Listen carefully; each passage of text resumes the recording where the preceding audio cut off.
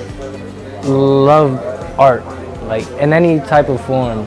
If it's drawing, tattoo, graffiti, haircuts, anything. So once I turned 16, I got involved with the program. Since then, I've been working here at the barber shop and learning new things. He comes in, he helps out with a lot of just, the basics, from sweeping hair to standing behind somebody's chair asking questions. And I think him seeing my actions and the way I move and how everything functions, I think he picks up on a lot of that as well. But the thing that I learned so far is the more customers you can gain in the barber industry it's not just by cutting hair and like cutting good. That's not what barbering is all about. It's also having a connection with your clients and understanding them. And they were just teaching us how to manage our money, save it, and just use it properly in the proper way.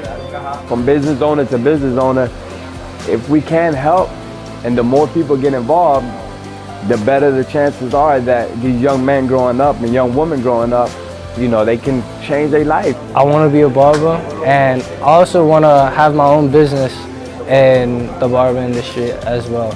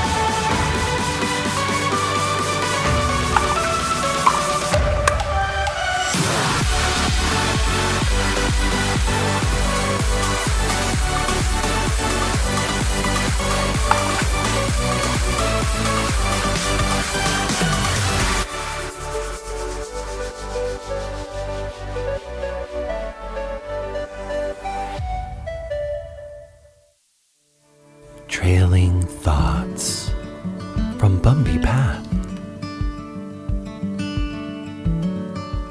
This is such a friendly neighborhood because people have been aggressively waving at me a lot today. What is that sound I keep hearing behind me? Oh, I'm dragging a child's kite. How long have I been dragging that for? And why didn't any of these nice people tell me?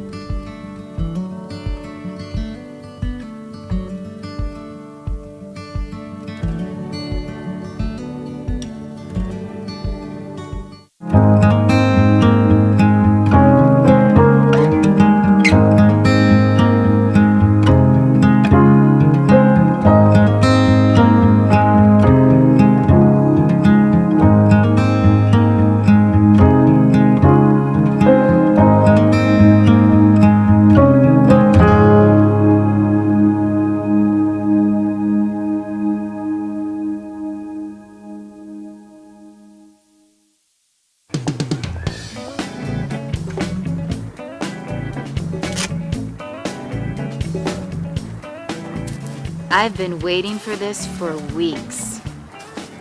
I gotta tell you, I am so ready to do this. I even have the bed ready. What? So when you get home, we can get really dirty. Gotta go. Hey! Here you go. With all this compost, we're gonna have the best plants in the neighborhood.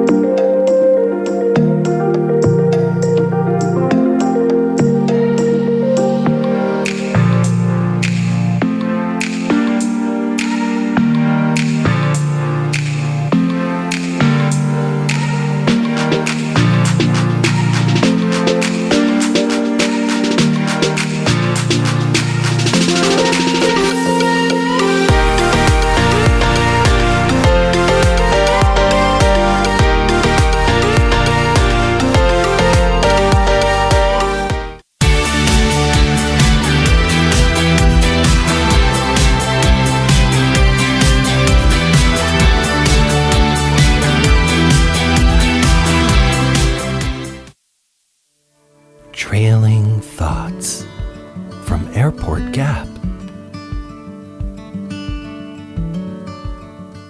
If planes were like people, would jets be considered the jocks?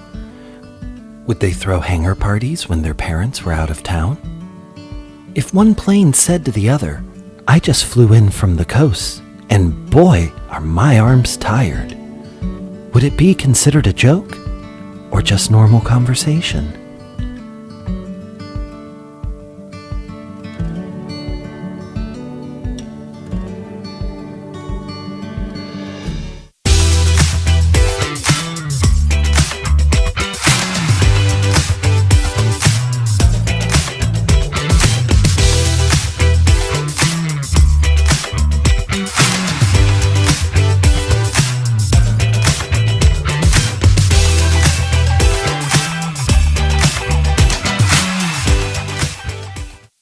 Sometimes people just say, "Can you hold my hand?" And you make that difference.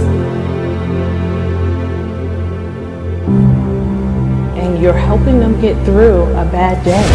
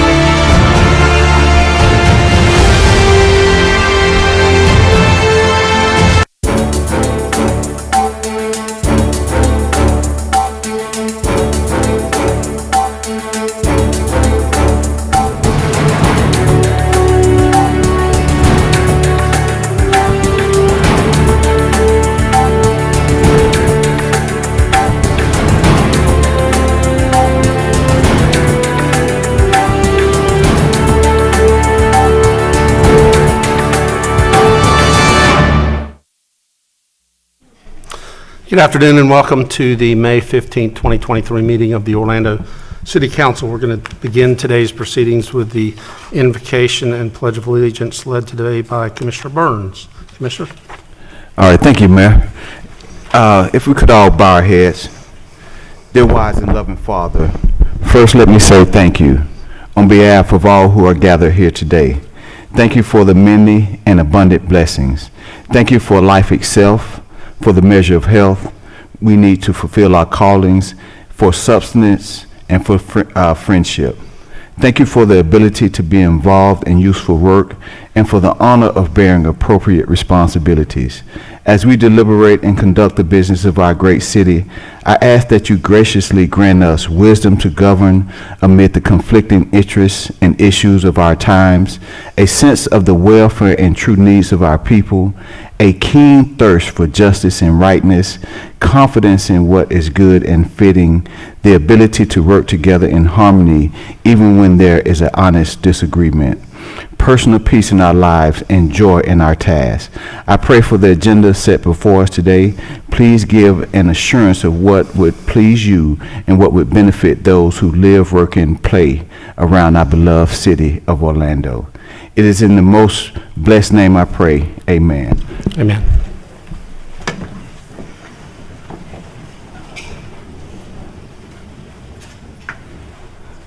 I pledge allegiance to the flag of the United States of America and to the republic for which it stands, one nation, under God, indivisible, with liberty and justice for all.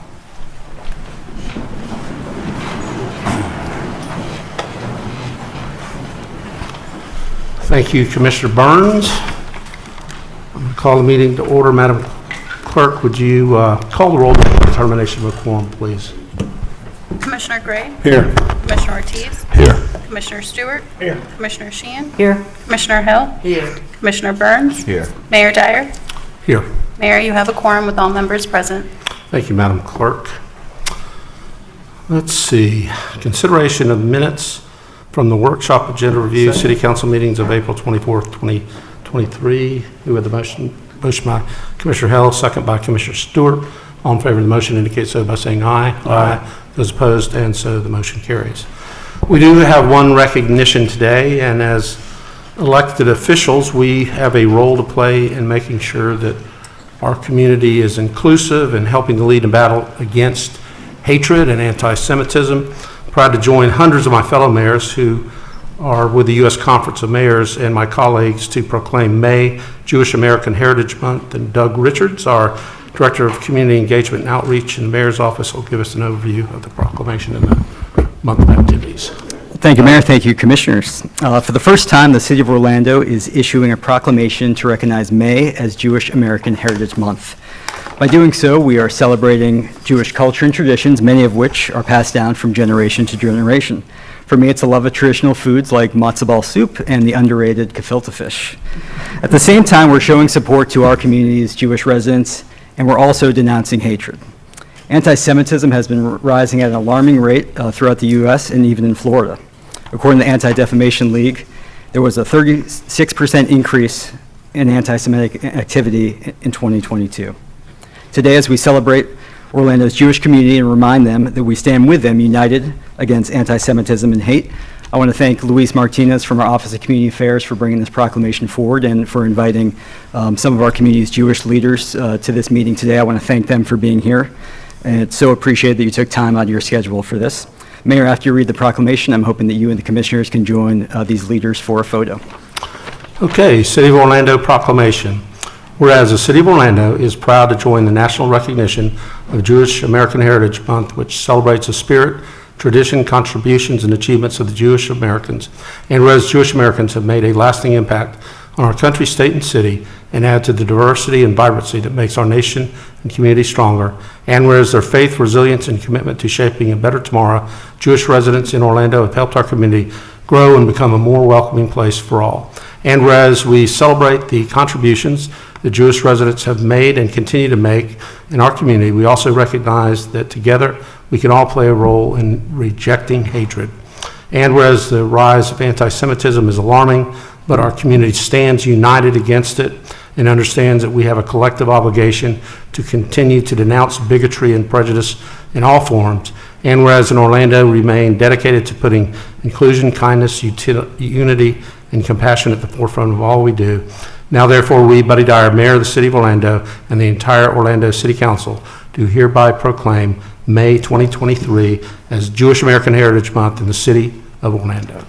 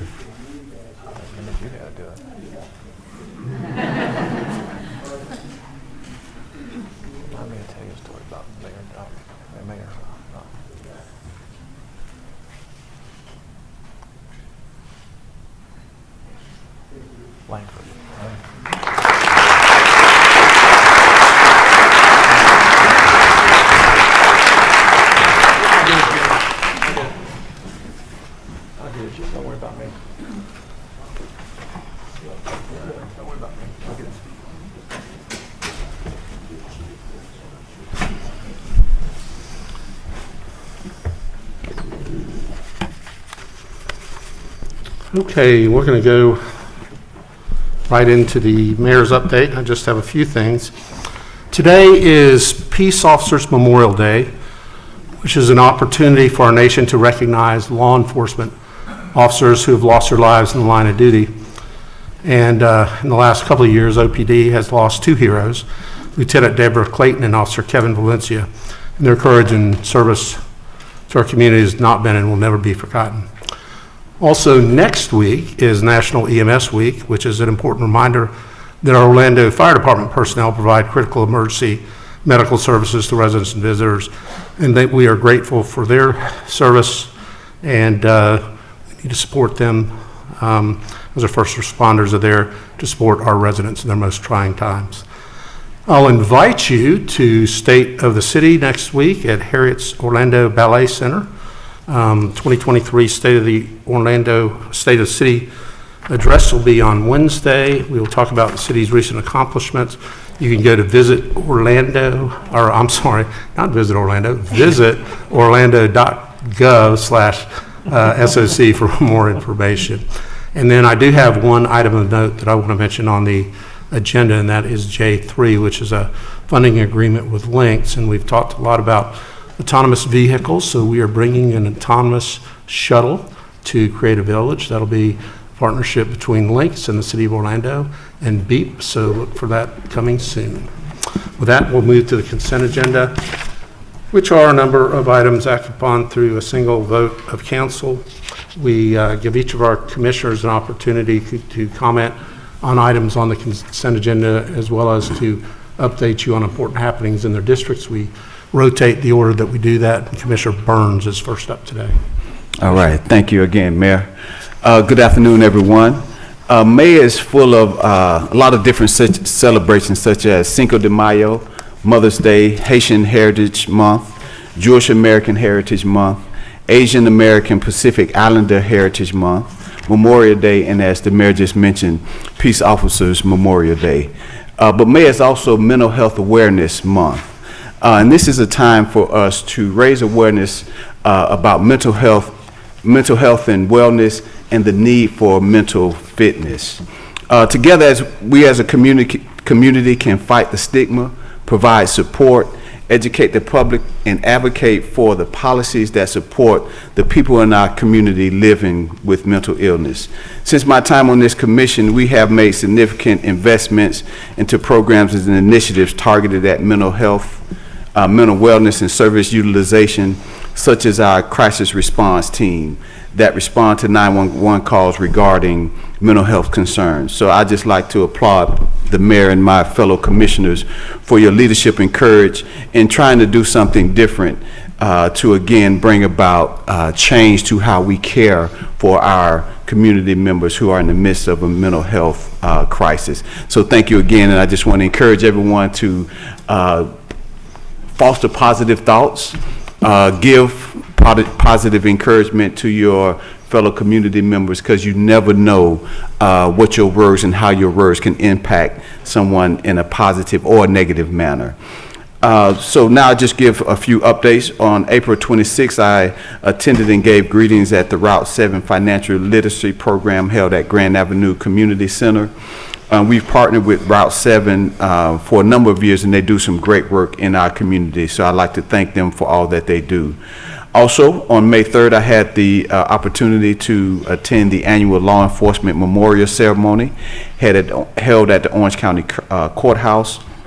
City of Orlando and Orange County leaders joined law enforcement to remember those who made the ultimate sacrifice to honor their lives and legacies of the region's fallen law enforcement officers. Also, on May 5th, I had the opportunity to attend the Jones High Scholarship and Award Ceremony, and my office was able to present certificates to District 6 students who were awarded scholarships from our annual 4-Student Success Scholarship program.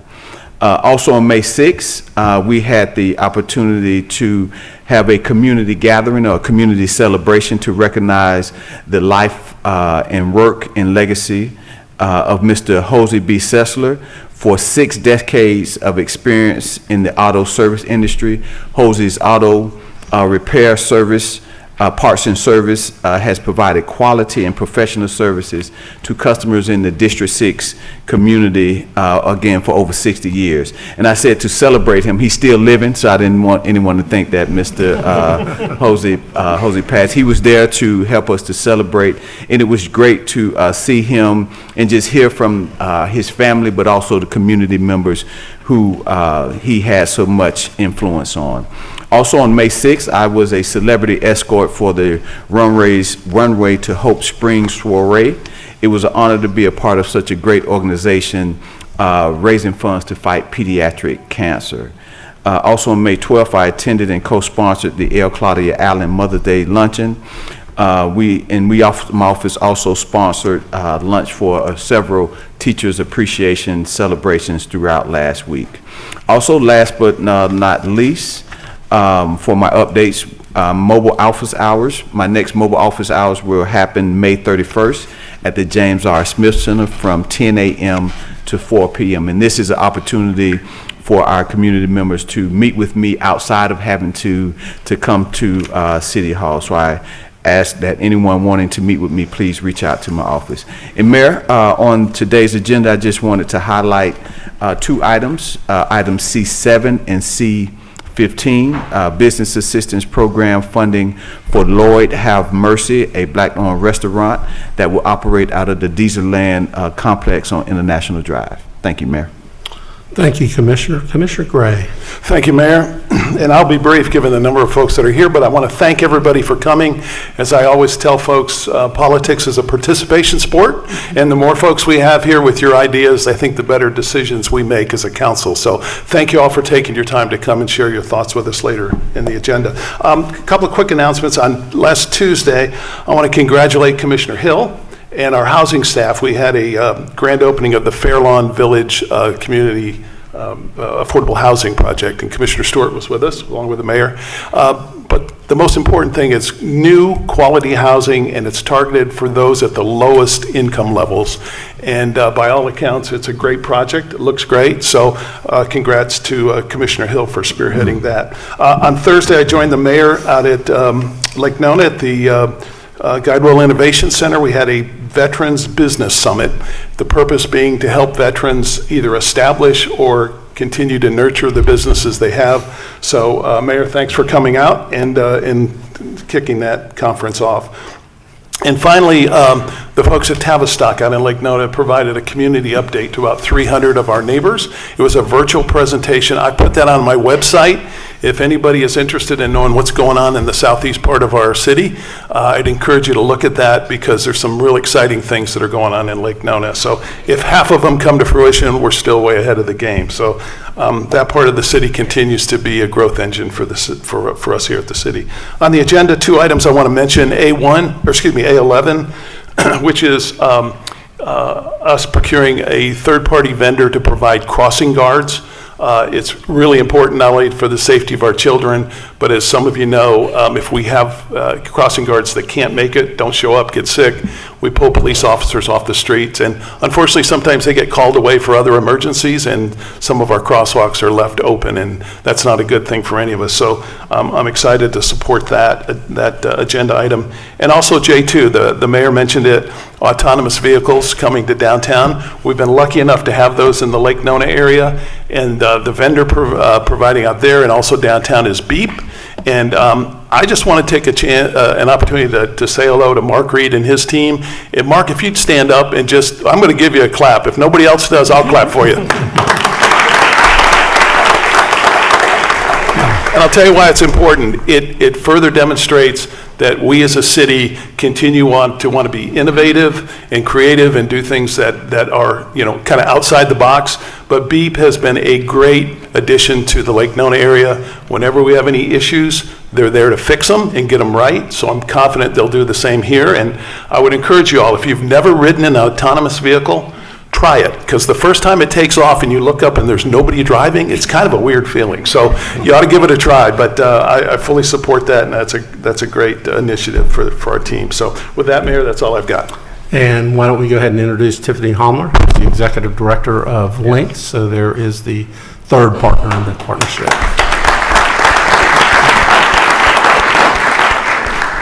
Okay, Commissioner Ortiz. Thank you, Mayor. I want to welcome everyone and thank you for being here today. But in lieu of the possibly long city council today, I'm going to reserve my comments and yield my time. So there you go.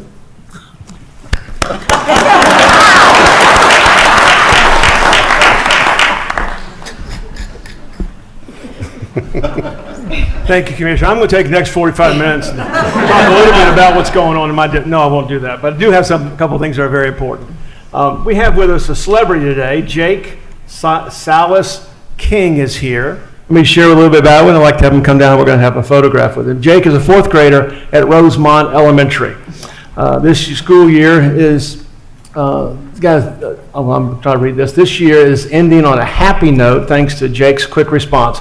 While in class, one of his classmates started choking on a piece of candy.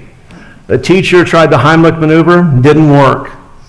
Teacher was not successful and began calling 911. And while the teacher was calling 911, Jake stepped in, tried the Heimlich maneuver again, and got the candy out and saved the child's life.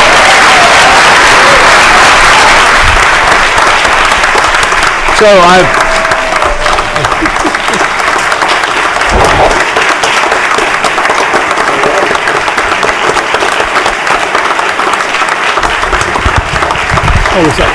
So with us today are his mom, Darlene, and his teacher, Althea Dixon from Rosemont Elementary.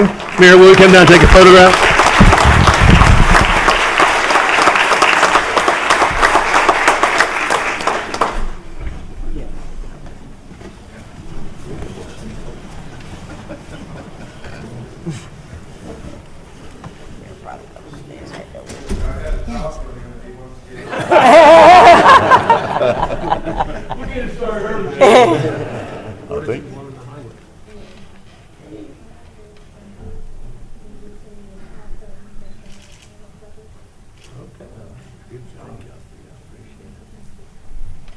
Here, man, why don't you keep that neck down? I'll shoot it. Now that, I'll get inside. Thank you.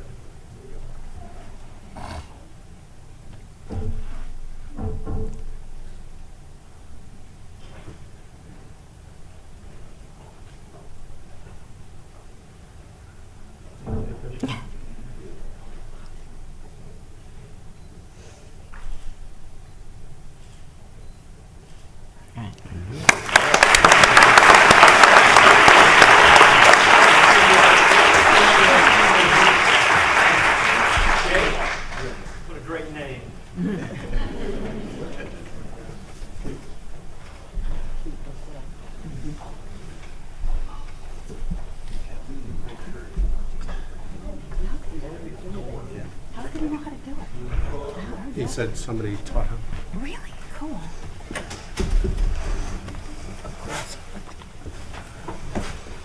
Thank you, Jake. Thank you, Darlene. Thank you, Althea. And with that, I'll take the next 45 minutes to finish up the rest of my comments. I wanted to take that opportunity to remind us that kids listen. They pay attention. And I'm so happy for that. And Darlene, congratulations.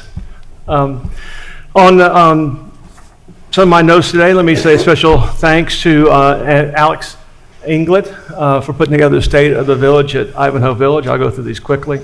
Thank you to Deborah for doing the wellness for the city, for the employees. She did a wonderful job, and even though I came second in the 9-hole Frisbee golf, I will just make sure that the other ones aren't employed next year when I run. So just teasing, okay? Just teasing. We had a great Spring Fest in College Park. And also want to welcome Jennifer Hollander to Lou Gardens as our new executive director. On the agenda today, one other thing. Thank you, Commissioner Burns, for mentioning the Mental Health Month. Last week, the city was part of a mental wellness skill shop. We worked with United Way, invited 100 people to come and learn skills about how to detect mental health issues. And our goal is to do that about every 3 months and try to get that out throughout the entire community. We kicked it off last week with Dwight Bain leading it and being funded by Orange County, we as a partner, and the United Way doing that. Okay. We're going to open up the packing district. Some of y'all are excited about it. I am not nearly excited as our staff is. May 31st, we get to cut the ribbon on it. And so we'll get some more details out to everybody. And then that Saturday, we're having a neighborhood community picnic. Commissioner Hill and I are trying to host that for the entire community, be over there for a few hours to have lunch and enjoy the games and see what's going on with the new park, the Grove, it's called. On the agenda today, you mentioned, Jay, too, about BEEP. Thank you very much. Thank you for being here. So honored to have you here. Appreciate that. Two other things. The crossing guard is an important part of what we're doing. Part of that is, as Commissioner Gray mentioned, is that this puts somebody at the crossing guard all the time, no matter what. We're working with another corporation and be able to use our own people inside that corporation, but have a standard substitute for crossing guards, and we appreciate that. And then also on B4 today, we are continuing the contract for Edgewater Drive Complete Streets project. That will continue. Then we should have sometime by the end of the summer a 60% plan available for community discussion. So, and I'm sorry for taking so long today, Mayor, but thank you very much for your patience. Yeah, thank you. Thank you, Mayor. Commissioner, were there only 2 people in the Frisbee golf competition? Yes. Just checking. All right, Commissioner Sheehan. Yes, there were. Thank you, Mayor Dyer. Since I'm probably the reason why why we're going to be here a while, I will be brief as well. The events are on my City Council homepage, and just to encourage everybody, the Orlando International Fringe Festival is going to start next week. It's one of the best things I think we do in Orlando. Really looking forward to that, so encourage everybody to support the Fringe. On the agenda today, on item B1, this is the Greenwood Cemetery Ground Maintenance Agreement. We want to make sure our cemetery looks good. Item F1 is the CDBG Harbor House Grant for Domestic Violence.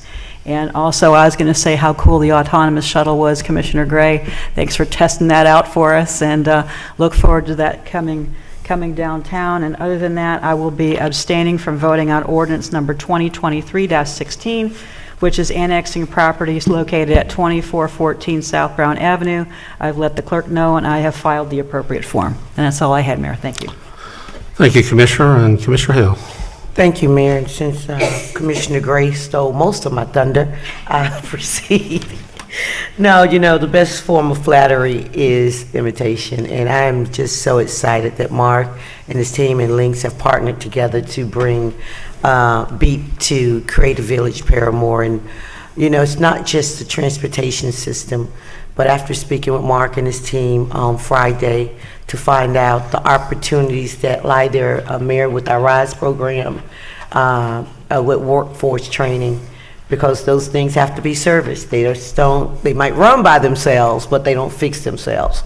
So to hear about those opportunities there, I'm looking forward to, you know, the transformational, I would think, change that's coming because of these systems there in Creative Village in Paramore. When we start talking about future ready and a smarter city, this is part of that puzzle. So excited, congratulations with what's going on in Lake Nona. Glad to see it coming to the Paramore Creative Village area, and also the data collection that's going to be produced by that to see how we truly can move the city of Orlando forward in this urban core with this future-ready transportation.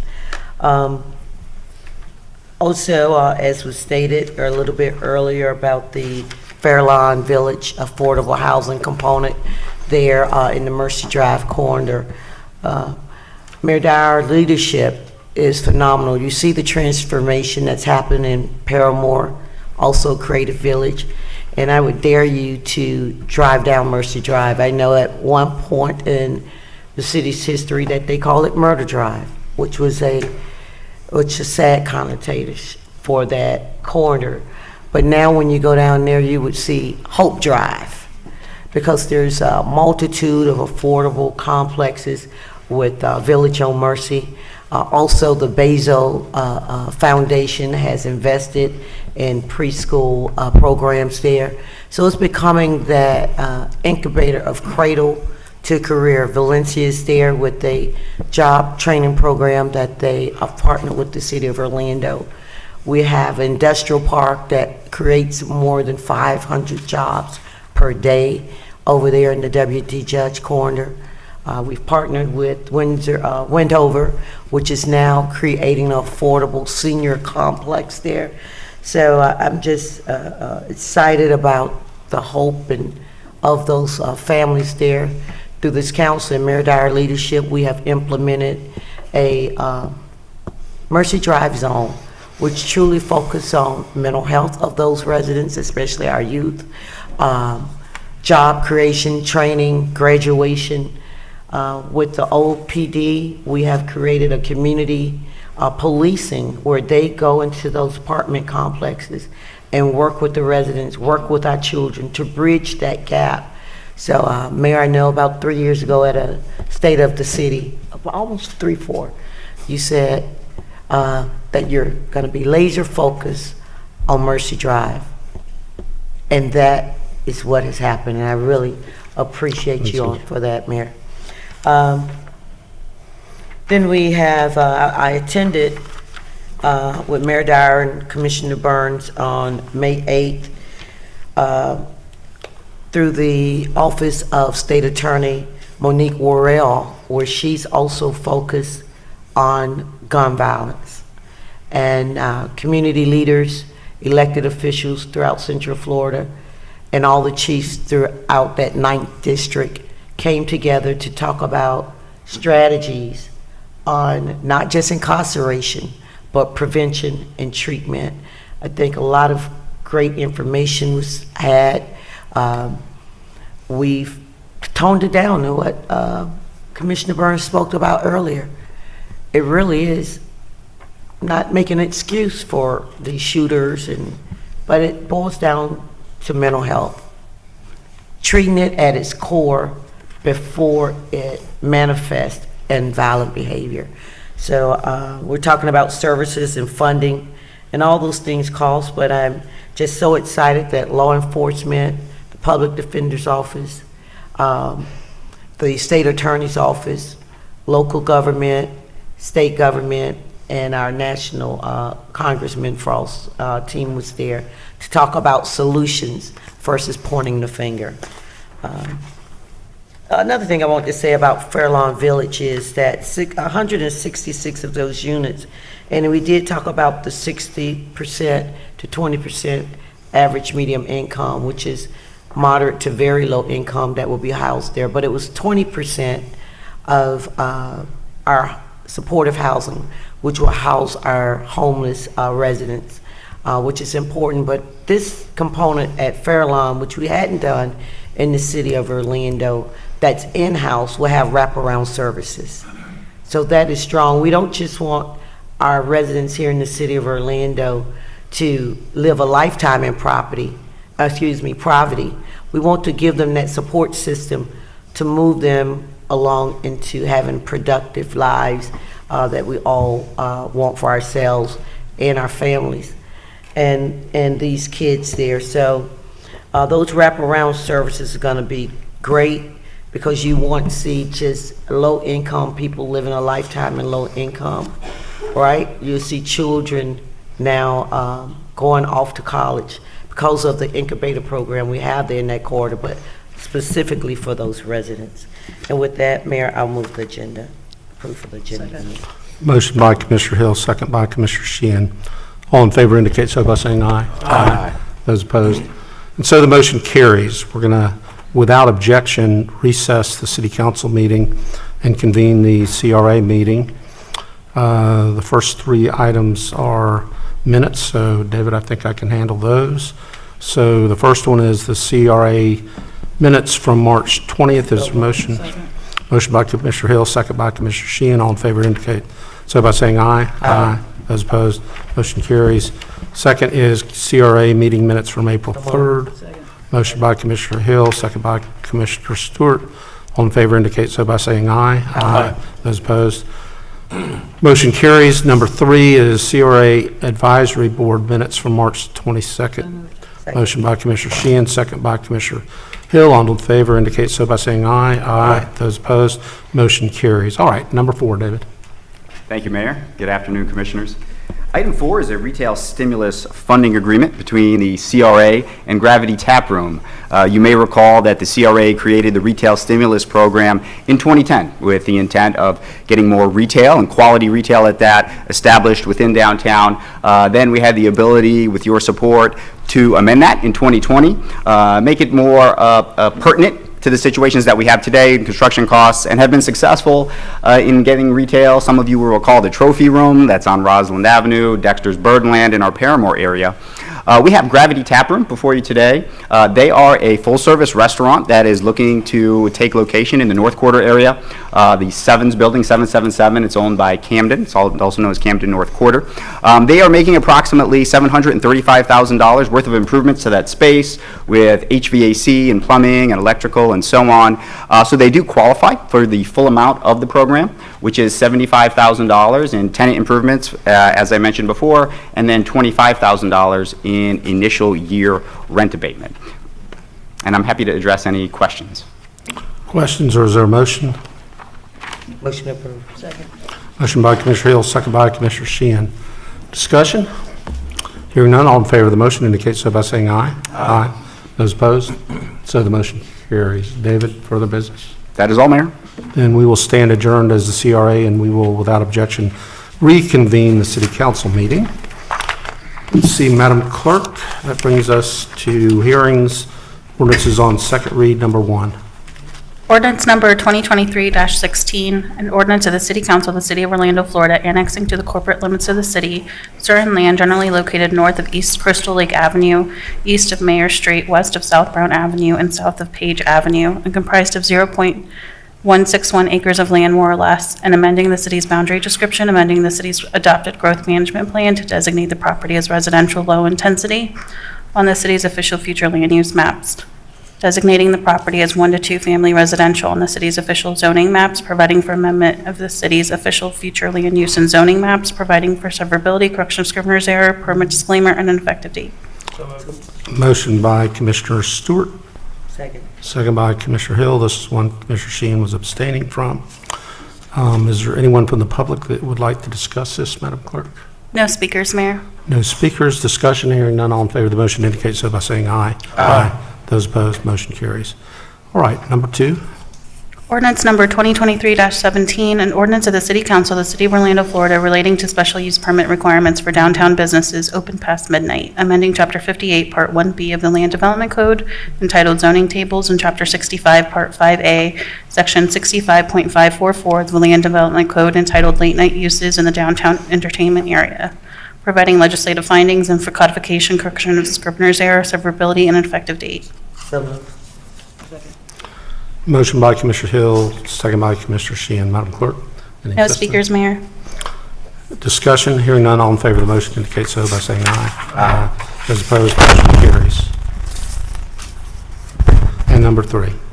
Ordinance number 2023-18, an ordinance of the City of Orlando granting Extreme Disposal, Inc. a non-exclusive franchise to provide roll-off container collection and disposal of solid waste within the City of Orlando, outlining franchisee's duties and providing the terms and conditions under which such franchise shall operate, providing for severability and an effective date.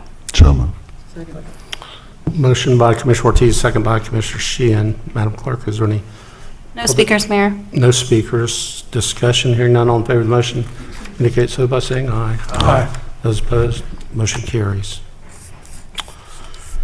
Okay, we've never gotten to the appeals section of our agenda as quickly as we have today, so that's a great benefit to all of you who have come to discuss an important issue. So we have one item left, and that's a legislative appeal for the St. James School easement abandonment. This is an appeal of a legislative recommendation made by the Municipal Planning Board to the Council. At its meeting on March 21st, 2023, the MPB considered abandonment of bicycle and pedestrian easements that bisect the St. James School campus between Hillman Avenue and Cathcart Avenue. After conducting a public hearing, the MPB recommended approval of the application with several conditions related to the pedestrian connectivity. On March 27, 2023, the appellant, Christopher Betshire, filed a legislative appeal of the MPB recommendation of approval. Section 2.179 of the Orlando City Code gives the appellant and city staff 10 minutes to present their respective cases, after which the applicant will also have 10 minutes to speak. So let's begin with a presentation on the background from our city's planning manager, Elizabeth Dang, and then we'll hear from the appellant and the applicant. Elizabeth? Good afternoon, everyone. Thank you. My name is Elizabeth Dang. I'm the City Planning Division Manager, here today to present on the St. James easement abandonment request. If I could ask for the PowerPoint to go up on the screen, please.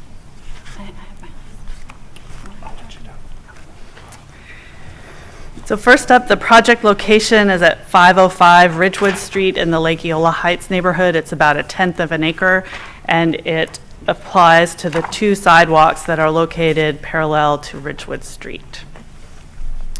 The requested action is to abandon the bicycle and pedestrian easements through the school campus between Hillman and Cathcart Avenues, all north of East Robinson Street within the previously abandoned right-of-way. This is an aerial photo showing the location of the 2 sidewalks, with the northern part of the campus and the southern playfields shown as well. The survey here shows the existing fencing and bollards within the property, and the photo at the bottom shows the existing fences that are built today. So this site does have a long history. It was originally platted as a street in 1907. Subsequently, St. James School was constructed on the north side of Ridgewood Street, with additional buildings constructed about 10 years later on the south side of Ridgewood Street. In 1996, the City Council approved an ordinance to abandon Ridgewood Street between Hillman and Cathcart Avenues, subject to retaining an easement for utilities, bicycles, and pedestrian access. In addition, there's an associated deed restriction which requires the property to be used in conjunction with educational or instructional activities of the school property in perpetuity. So the city code provides 2 requirements in reviewing requests for an abandonment. The first deals with adequate public facilities. And, for something like a stormwater pipe, it's pretty clear that you need an alternative route and way to handle that sort of thing.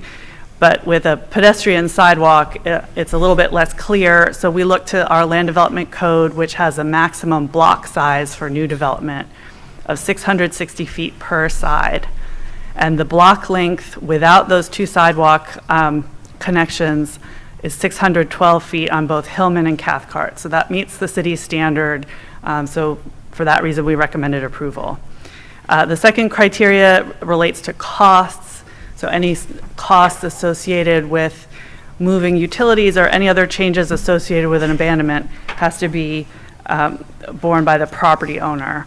And again, if this abandonment goes through, then any gates would be on private property at the expense of the property owner. So the Municipal Planning Board held a duly noticed public hearing on March 21st. The original request was to abandon the pedestrian and bicycle easements in their entirety. The existing easements for utilities would remain, and all other aspects of that 1996 ordinance would remain the same. The applicant also proposed additional conditions of approval that would allow public access to the sidewalks during certain times. And the board heard public comment from 13 nearby residents. So the planning board unanimously recommended approval of the request to amend the easement subject to conditions in the staff report and addendum, which they subsequently amended. And so these are the 6 conditions of approval that the planning board recommended. The first one gives the school the right to install and lock the gates during times when the school is open or there are activities on campus. The second gives the school the right to lock the gate at midnight on evenings prior to days when the school is open or has early morning scheduled activities. The third one requires the school to unlock the gates during evenings, weekends, and holidays and other times when there are no scheduled campus activities. The fourth condition requires that pedestrian access must be maintained along Hillman Avenue and along Cathcart Avenue. So in other words, where the private area crosses, that access point has to remain, which is currently public today. And finally, these last two deal with pedestrian gates and a vehicular gate, which is an option, and making sure those are placed in a safe location that meet city code requirements. The board also did discuss the appropriate type of documentation for this type of request, and they agreed to defer to the city's legal staff to determine what the best option was. And we have today, as part of the agenda item, an easement encroachment agreement to memorialize these conditions. So abandonments are considered legislative matters, which are policy-setting actions and are conducted according to standard public hearing procedures, and that's laid out in our City Code, Chapter 62, Article 24, that persons dissatisfied with a board recommendation may appeal the decision directly to the City Council. So on March 27th, the city did receive an appeal from Christopher Betcher, and he met all the requirements to file that appeal.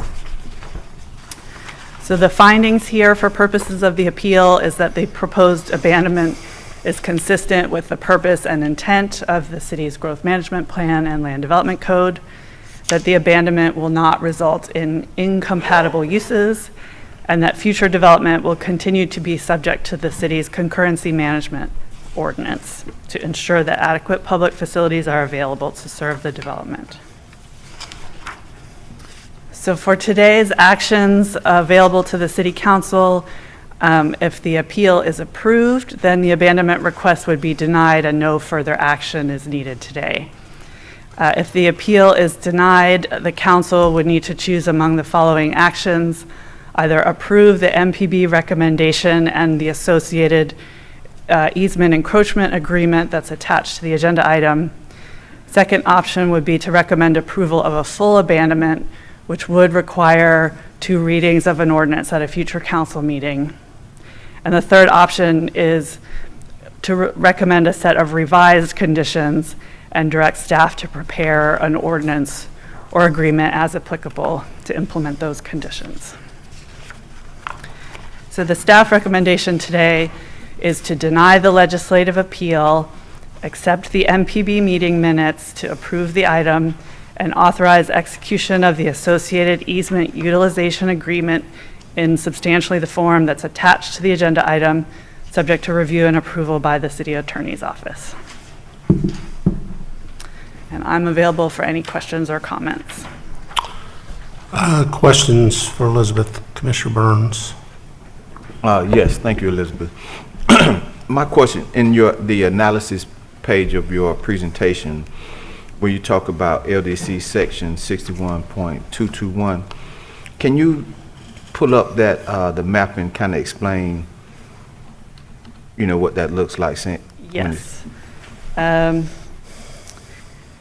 So unfortunately, I don't have a map that's zoomed out enough, but the staff measured the distance between Robinson Street and Livingston Street on both Hillman and Cathcart, and that's 612 feet.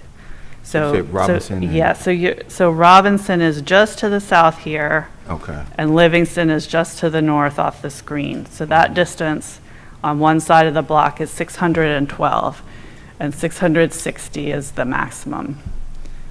But does that really relate? Because if we're talking about pedestrians traveling in different different areas, because one is north to south and the other one is east. Right. So the idea is that without the access, you have to walk around, and if there was no cross street, let's say Livingston wasn't there, and you had to walk a mile to the north or a mile to the south, that might change the analysis. But in this case, it's about 300 feet in either direction to go around. So they would have to walk up and then walk across and come back down. Yes. Okay, thank you. Commissioner Sheehan? Yes, was any consideration given, because Robinson is frequently closed for events. So if the sidewalk on Robinson is closed and Robinson is closed, as well as this street is closed, how far then would someone have to walk to get to a sidewalk? Is there any consideration given to that? So then that would be the north to Livingston. So if they had to defer from Robinson, that would be the full 600 feet. That would be over 600 feet, though. 612, yep. Commissioner Gray, then Commissioner Hill. Yeah, thank you. Elizabeth, I just wanted to confirm, back in '96, when the council approved the ordinance, they put a deed restriction that said, I think, quote, in conjunction with it requires the property to be used in conjunction with educational and instructional activities of the school property. That deed restriction will still be in place? That's correct, yes. Thank you. Okay. Thank you, Mayor. Commissioner Hill. Okay, just for clarity, now the abandonment, the gates will only be closed during school hours and school events, but it would be open for the public if there's no one on campus? That's correct. So evenings, weekends, holidays, and the school would determine what their scheduled campus activities are, and you'll hear from them in a minute, but that does change a little bit from day to day, so it may not be the exact same time every day, but they'll be able to monitor that and open them when the campus activities have ended. Well, my understanding is that the applicant had come in for a total abandonment, and I was under the impression that a resolution had been achieved with the homeowners association as it went forward in the MPP. Yes, so those conditions, those 6 conditions that I read out, and the applicant will share a little bit more about this, but they did come up with those working very closely with the neighborhood association, hoping to get some support, and really leaving the planning board meeting thinking that a compromise had been reached, and the planning board really thought the question was just down to how do we document this appropriately, and that was kind of the feeling as we left the meeting. So I think it was a little bit of a surprise that those additional comments came in. Commissioner Sheehan. Yes, Mayor, and I think that the problem with that was that there were some additional conditions that the neighborhood wanted in terms of, dealing with the pickup and drop-off of students. That's an issue that's affected the neighborhood, as well as they just wanted it during school hours, not this additional whenever the school wanted kind of thing, because they could basically say they have one student on campus and that could be closed all the time. So that's the concern that I heard, and that's why the neighborhood had appealed. So I want to make that clear too. Okay, anybody else? And thank you, Elizabeth. So we're going to hear from the appellant and the applicant. Each will have 10 minutes. Then we will open it for public hearing, accept public comment. Each member of the public that wishes to speak will have 3 minutes. I'm going to give the opportunity to both the appellant and the applicant. If you would like to reserve a portion of your 10 minutes, let us know at the beginning of your comments, and we will reserve that for rebuttal, which would come after the public testimony, public discussion, and then we would move to a motion and then discussion among commissioners. So with that, I'm going to call on the appellant, represented by Chris Betcher.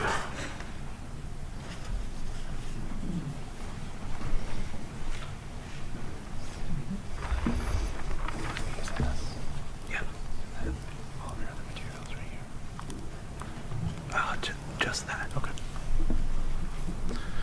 So, my name is Would you Chris. like to reserve any of your time at the end, or do you want to go ahead and use your 10 minutes? Yeah, I'll reserve 2 minutes, Okay. if that's okay. Madam Clerk, let us know at 8 minutes. And then if you just state your name and... Chris Betcher. And I wanted to make this very simple.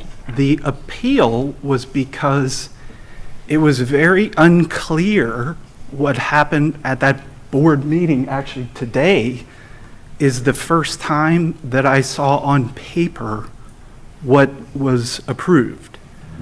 So the reason for the appeal is simply this whole process with the municipal planning board was unclear. So as part of the appeal, what I added to the appeal process, which was, except for what I heard today, that is what the applicant is asking to approve. But the original application was to abandon the easements. During the board meeting, they changed that application. So I was a little confused why the applicant didn't withdraw and reapply. So the question, or I think the simple answer was, today is the first day I've heard of what was approved. I'm not sure what the public feels about this process, but it was thoroughly confusing. So that's the procedure part that I put, and I think some of those questions were answered. But the second part of the appeal was to say substantively, what do, I think it was over 40 neighbors have said, this is what we are willing to approve. So, or maybe the better way to say it is, they wouldn't object to certain issues. So what the 40 appellants have signed off on is specific times and an enforcement mechanism,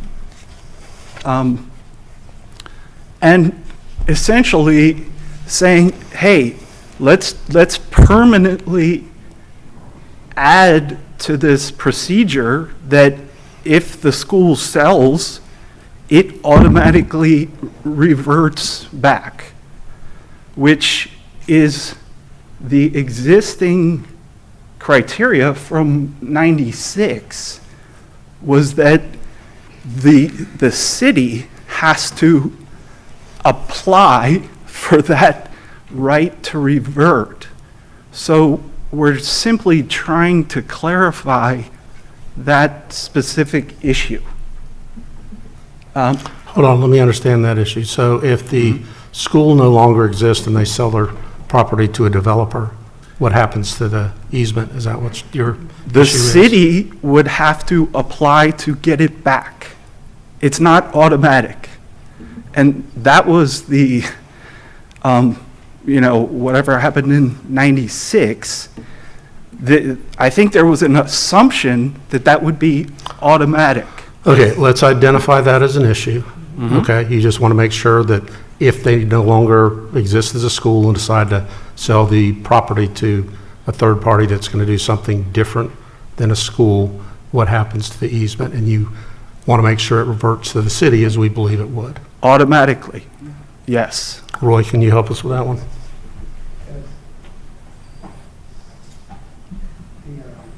The deed restriction simply says that. Turn your mic on. The deed restriction says that the city would retake possession upon violation of the deed restriction. So we would need to, it does talk about shall be entitled to obtain an order of a court of appropriate jurisdiction. That would be if the property owner objected, whoever came in as a successor or whoever was doing something different with the property. If they objected, we would have to go to court to enforce the reverter. But the reverter itself applies automatically once this event occurs. But there is provision in here that if we need to enforce it because the new owner doesn't want to acknowledge the reversion clause or whatever, we could go to court, and the authority is here to do that. Now, we could make this a smoother process as part of an agreement if the property owner was willing, but it exists today maybe a little more cumbersome than what some folks would like, but the right is there. So the intent is what you want, okay? I'm just clarifying. The I'm not intent. questioning that. I'm just letting you know that issue we agree on. I think they agree on as well, that if they don't exist. So if we haven't crafted it in a manner that is as artful as you guys think, maybe we can take care of that, or maybe we can do that simply on the record here saying that that is the case. Yeah, I think we could certainly just do that on the record here, and then we could craft some additional language in the agreement that would already be approved by our council in this meeting, so would not have to come back. That would essentially streamline the reversion process so that you wouldn't necessarily have to go to Which I did in the addendum, which was a draft ordinance. It's not on the screen, but 40 different neighbors have said, I want times. I don't want it to be discretionary. I want an enforcement mechanism so that if the school chooses to close during non-school hours, the residents have the ability to say, hey, this isn't a code enforcement issue, really, is what we're talking about. The residents shouldn't have to come to city council and say, hey, you guys have violated the agreement which was proposed at the municipal planning board. Actually, the board members didn't really know how to enforce that. So all the residents are proposing is specific times, signs, and pick up and drop off. Use that street to unburden the surrounding neighbors from issues that were created by closing the street. So all they're saying is you have this street, which, you know, was abandoned in 96, but you should use that for school purposes to pick up and drop off. Because that area, which borders Robinson, is congested during those times. And it's going to become worse when that street is redeveloped. So I think what the neighbors are saying is that we're trying to be reasonable, and here's the specific criteria, which hasn't, you know, hasn't been articulated to be able to enforce. Okay, what type of signage do you want? Times. The sidewalk will, you know, can be closed during these specific times. That's it. Okay, so we have the reverter, we have times, and we have a more difficult issue, which is the pickup and drop-off issue. Yes. Okay, do we? Which I actually, I'm not sure if it's available, but I drafted an ordinance with those 6 or 8 criteria. So there's a draft. Okay. Further questions, anybody? Okay, so you have 3 minutes on rebuttal.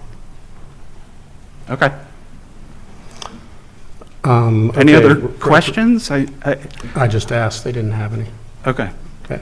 I think we know what your position is, though. Okay. Thank you. Okay, applicant representing St. James. I'll ask you the same thing. Do you want to reserve time for rebuttal? Sorry, Mr. Mayor, yes, we would like to reserve 2 minutes at the end of the presentation as well, please.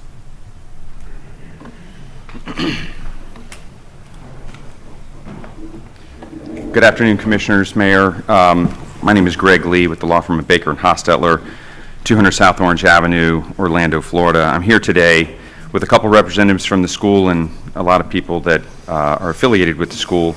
But I'd like to introduce Jamie Hartman, the principal of St. James Cathedral School, and David Burns, who's the head of the board for St. James. We agree with the city staff's recommendation to deny the appeal, and we also agree with the recommendation to approve the MPB recommendations. So in other words, option 1 on the available options that Elizabeth went through with you today. We acknowledge the existence of the deed restriction and reverter. I don't have any issue with that. You know, the basis of our objections to the appeal are that MPB makes a recommendation to you all. You all are the ultimate decision-making authority. The due process and other things like that, we feel were not violated. The substantive issues that were brought forward, we think are an expansion on the conditions that we agreed to and that we presented and that MPB approved. As we move forward in our presentation, you'll understand a little bit more detail about some of those issues that were discussed and brought up. Elizabeth did a great job of kind of going through the history of the ordinance and everything, so we're not going to repeat that. We do have a map here. Commissioner Burns, this does have a wider view on this one that gives you an illustration where you might be able to see a better view of what your question was. Recent history and background, as alluded to during the city's presentation, we've had a great deal of dialogue over the last 3 years with the association. We've met several times. We've met with their board. We've met with the association in general. We've tried as hard as we could to see if there was some common ground, and until recently, there was never any common ground. The school wanted the gates to be closed so that they had a unified campus and the ability to close the perimeter of the campus. The community wanted to have walkability, and they wanted to have the sidewalks open so that people could traverse through the campus of the school, walk their dogs and enjoy the sidewalks and the right-of-way. The trouble with that is that the school is positioned and oriented on both sides. So you've got the sidewalks that runs straight through the middle of the school. I think the association has made presentations to say you could put a gate up and you could lock this out and create a corridor through the middle of the school. It's a very unique situation that doesn't exist. I think they've identified some similarities, but they're not completely on point because this is a campus divided by these sidewalks, and we have children every day that go out into the middle of this former right-of-way, that congregate, change classes throughout the day, and now you've got open gates and pedestrians able to have direct contact with children all day. And so that's what we're seeking to close, and that's why. We respect the views of the neighbors. I empathize with what they're trying to preserve. Unfortunately, we haven't been able to, until recently, come up with an agreement that everybody was willing to accept. City staff recommended that the easements be vacated, as Elizabeth pointed out in her presentation. And after the community meeting on February 21st, we identified a series of conditions that we agreed to and that the neighborhood agreed to that identified a way how we could work out some form of compromise. You heard today an insistence on identifying times. One of the reasons that we wanted this to be discretionary is that we felt that the net impact would be that the gates would be open more frequently. Because of the variability of our schedules and things, and Jamie Hartman will provide some additional information on this, it's impossible for us to pinpoint a time on a schedule that changes. School days don't change, but after-school activities do, where children are still on campus. Children are actively participating in recreational activities and meetings and different events. And so if we were to say pinpoint a time, we'd have to go with the most conservative window of time possible. Whereas if we have the variability of time, I think it becomes a little bit easier. The MPB decision was obviously subsequently appealed. We're here today for that reason, and I'm going to let Jamie Hartman talk a little bit more about the reason for the application and the conditions. Since 1996 and the ordinance that closed the roadway, there has been a significant increase in the incidences of school violence. Our research shows that there have been over 380 school shootings. Almost a few weeks after the MPB meeting was the Nashville shooting, which gave an example of what we are trying to prevent. It was in the most recent news that the governor has signed the bill that permits concealed weapons to be carried without a permit. All of this brings grave cause and concern to not only me as an administrator, but also to our families and to those in the area. The bicycle and pedestrian easements have been retained create an environment where we cannot secure our borders. We cannot keep our children safe from the outside. Potentially strangers and possible dangerous individuals on a daily basis can have access to our students with the right to walk through the middle of our campus. We filed this application in order to protect their safety and the security of those who work with our children. Greg is correct. We do have school days that are 181 days a year, and they do have school hours.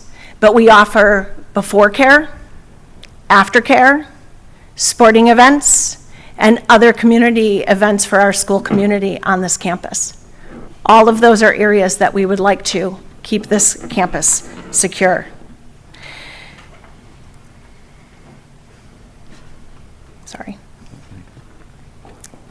We worked with the Neighborhood Association to come up with recommendations that would give a little bit more leeway so that we wouldn't have to close those gates completely. And again, like Greg said, we believe that in good faith, we will do our honest best to follow those expectations. We have every intention of working with the association and the neighborhood. We are neighbors, and I know that Hillary, who was here at the last meeting, has really forged a relationship with us, and we intend on working with Hillary and the rest of the association. Thank you. Just to wrap that up, I think if we were interested in trying to come up with an indirect way to close these gates all the time, we would have just stuck with the regular application that we filed, the original application. This is an attempt to try to find a way to keep these gates open when the school is not being used. So with that, I'll save the rest of our time and the rest of our presentation. Okay, questions, Commissioner Burns? Yes, thank you, Mayor. So the thought about the utilizing that area for pickup and drop-off, is that feasible? Is that something that you have thought about? That was my question. Is that feasible, or has that been looked at? Thank you, Commissioner. Yes, in terms of utilizing the formerly vacated right-of-way from 26 years ago, because we have buildings on both sides and because we have students that need to go in both directions, it makes it incredibly difficult. It's not as easy as everyone thinks it would be. What we've done is implemented an improvement to our drop-off and pick-off procedures. We're going to continue to study that, and during the MPB meeting, we even talked about bringing forward a master plan at some point in time that might offer some additional encroachments onto campus that would be designed, approved, and considered by City Council and the members of the community. But right now, the pressure that we've had and the reason that we filed this application was, frankly, just because of the incidents of all the school violence, we needed to make sure that we could secure the campus. And we felt like it was appropriate to do that, but also offer a manner in which it could be open when the school's not being in use. So the utilizing it as drop-off and pick-up, you all don't see that as being feasible at this point? Not in terms of reopening the old abandoned right-of-way that has, it looks like a road because there's still bricks there, but it hasn't been a road for 26 years. And so no, not in its current state and not currently with the way that children are dropped off and picked up at the school. But in the future, would we be willing to consider a redesign of that and come back to the city and look at those other options? Absolutely. But that's a separate application. And the trouble with this is that these are two very complicated issues. And the one that we need to prioritize and the one that we're here today to talk about is the ability to secure this campus so we don't have people interacting with the children. In the future, coming back and addressing transportation issues, absolutely we'd be open-minded to that. Thank you. Further questions? Then I have one. I assume you have a website. We do, yes. So would it be difficult on a weekly basis to say, here's when the gates will be open and here's when the gates will be closed? Correct. I know that there, and Jamie can correct me if I'm wrong about this, there may be certain activities that run long, certain reasons that children are still on campus and campus activities are still going on where the gates would need to be locked. But there actually is a schedule, and it may not be the smartest security thing to publish that schedule and tell everybody exactly when the children are going to be there. But what we are willing to do is commit to communicate with the city and commit to communicate with the association. Okay. Anybody else? Commissioner Hill?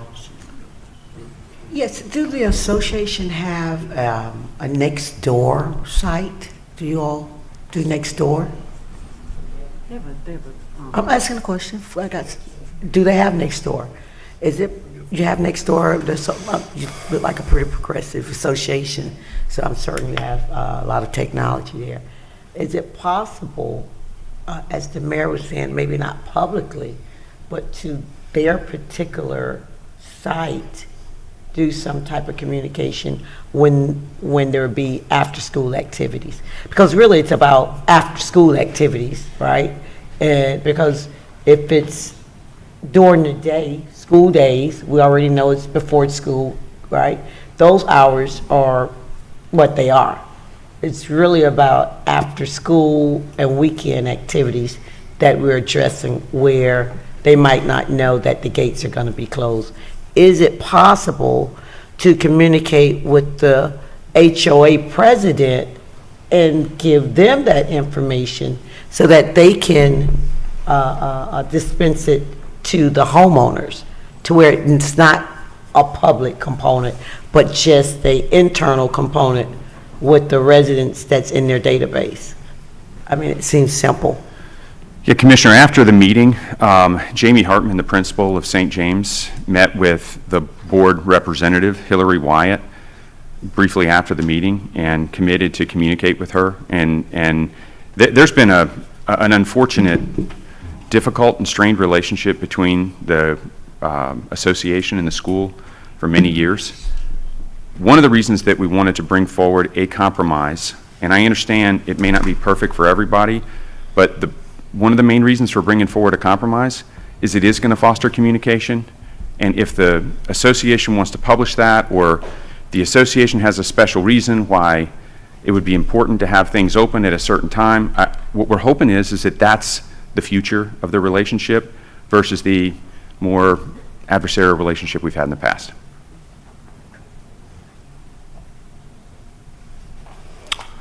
Okay. I was hoping maybe we would resolve it right here, but I don't think we have. So how many speakers do we have? 32. 32 speakers. Okay, I'm going to let the... Sure, Commissioner Stewart. Elizabeth and Roy, on occasion when we have these legislative appeals, there is a question of whether new information can be submitted. I guess that's really only under other types of appeals. This is a legislative appeal, and we can... Yeah, there's no issue with new information. It's a legislative matter. It's up to this council to, as long as there's a rational basis for what you guys decide. Yeah, that's not an issue for this type of action. Right, thank you. So I think we're aware of Mr. Lee's comment that there's been a long-term adversarial relationship with the neighborhood and the school, and a lot of times schools aren't good neighbors, whether it's a university, whether it's a community college, or whether it's a private or public K-12 school. And I'm kind of hopeful that we're going to have a kumbaya session and everybody can get out what they want to say, and maybe we can come to a point where everybody says, wow, this is really not a great thing, having this animosity between the neighborhood and the school, and maybe we really can find common ground, because it really seems like there's only two items that are left, and that's a specificity of the times and how those would be noticed, and then the issue of pickup and drop off. And I think we're all really sensitive to school shootings at this point and the safety of the kids in a school. And I know I wouldn't want to have blood on my hands if we let strangers walk through the middle of a school during the school day and something were to occur. And unfortunately, we can't just look the other way and say, oh, it'll never happen here, because we've already had the worst nightclub shooting anywhere here in Orlando. And those numbers are, I think, pretty spot on in terms of the number of school shootings that we would have. So we're really more in the process of hardening schools than we are to leaving them open to the public. But I want to hear from everybody, and we were planning on being here till 5 anyways, so we're all good, and everybody deserves their opportunity to have their 3 minutes. So the way it's going to work, I didn't want to butcher the names today, so I'm going to let the city clerk mess up names. So you will, when your name is called, and she'll call a couple of people so that you'll know that you're next up after whoever is in the queue.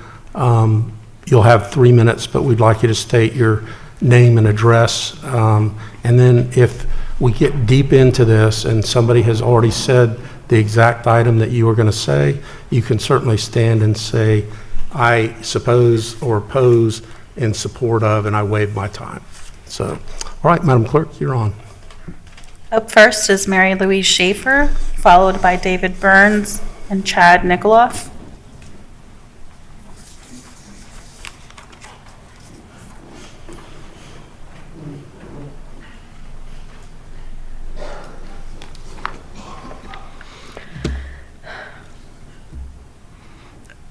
My name is Mary Louise Schaefer. I reside at 1024 Terrace Boulevard in the Park Lake Highland neighborhood for 27 years. I'd like to start by saying that I completely understand the instinct to protect children while they are at school.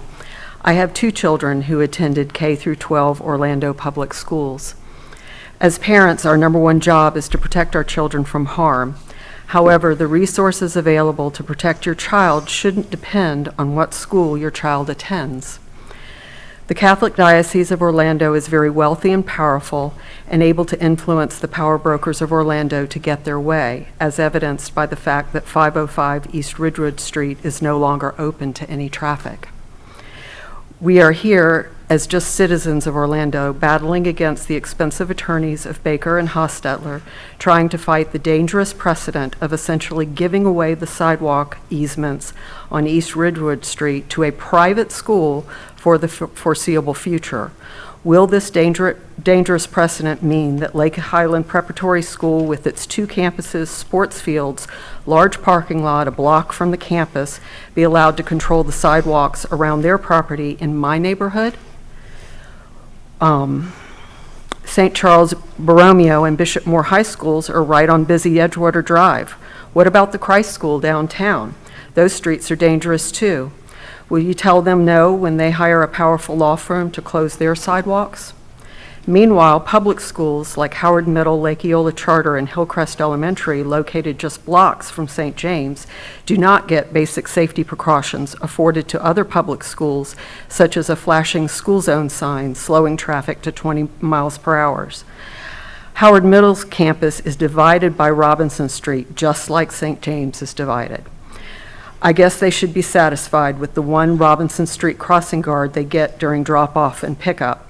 Traffic is a little lighter during the middle of the day when the children are crossing Robinson Street to go to PE, but since Howard's a public school, it doesn't matter. Back in 2012, I headed up Hillcrest PTA's Safety Committee. I worked with Frank Consoli and Jeremy Crow of the city's traffic division numerous times to attempt to fix the traffic nightmare around Hillcrest. We provided them with a detailed list and map of problems with remedies, showed them 130 photos and videos of unsafe traffic conditions and violations, and invited them to come to the school during high traffic times to see the problems for themselves. All of that and the vast majority of the items were not addressed. Perhaps if we had hired Baker and Hostetler, the city of Orlando would have addressed the needs of Hillcrest Elementary School. It seems that private school kids are more valuable than public school kids. This is a very ugly look for the city of beautiful.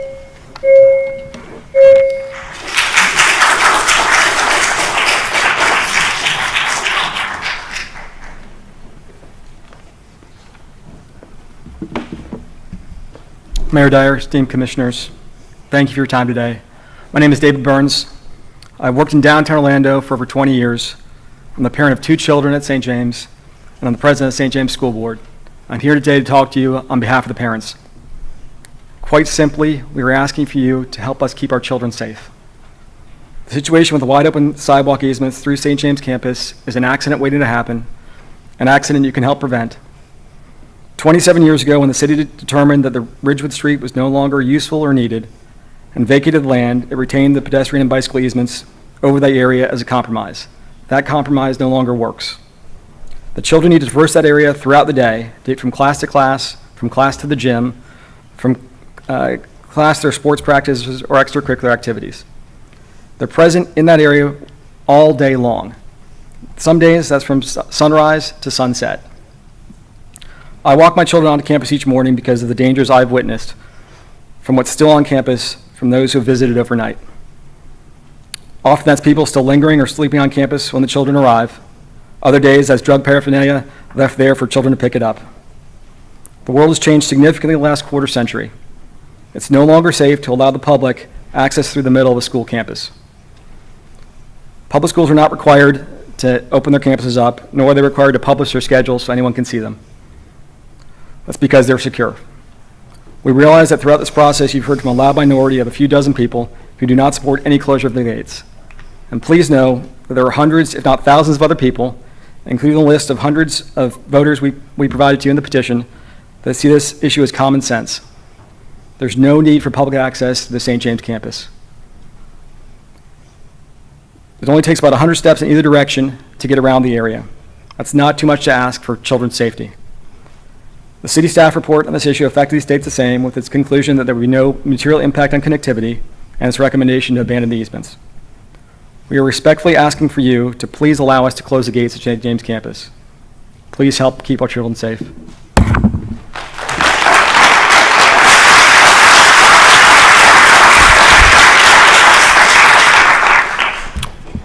Hello, good afternoon. My name is Chad Nikoloff, and my two children attend St. James. I'm here requesting that the council reject the appeal. Sure. Sure. Sorry, it's 1425 Pinard Drive, Orlando, Florida, 32825. So I'm asking that the council reject the appeal and approve the recommendation from the MPB to restrict access to the campus during school hours. This recommendation was agreed to by the Neighborhood Association and St. James. The question is, why are we asking for this? First, I think everyone can agree that there's a disturbing and increasing trend when it comes to campus violence. St. James is a school that is located within miles of Pulse nightclub, a school that is located in the same state as Marjorie Stoneman Douglas, and a school that shares a religious affiliation with the Covenant School in Nashville, a school shooting that occurred in the time between when the MPB met and we're meeting here today. Secondly, with over 400 students, the St. James campus is active throughout the year. I witnessed this firsthand as I serve on the school's advisory board and I coach several youth sports teams. There are kids there as early as 7 a.m. and way sometimes past 6 p.m. depending on the sports that night. And you also have kids with ages ranging from 3 to 14 constantly crossing Ridgewood to go to the gym, go to the field, go to the front office, go to the library, or even just go to dismissal. So it is a sea of kids changing every 50 minutes on school. So the question is, if the council were to ratify the proposal from the MPB, what would be the impact to the public? Well, as discussed, if this were to be passed and an individual were to approach the school from the east, they would have two options. They could turn north, walk about 100 paces and be on Livingston, or turn south, walk about 100 paces and be on Robinson. Robinson Street, where a project is currently underway to make that street more pedestrian friendly. It seems that these two measures would be working in harmony. And lastly, the Orlando Sentinel and opponents of this measure have attempted to portray St. James as, quote, leaning into its sense of entitlement. But that can't be further from the truth. I live in close proximity to a public elementary, a public middle school, and a public high school. One is brand new, one is recently renovated, and one is probably due for some renovations. But they all share one common characteristic. Each of those schools are locked down at all times. So we are not asking for special privileges. We are just asking that you allow us to protect our children the same way other children are protected in the city.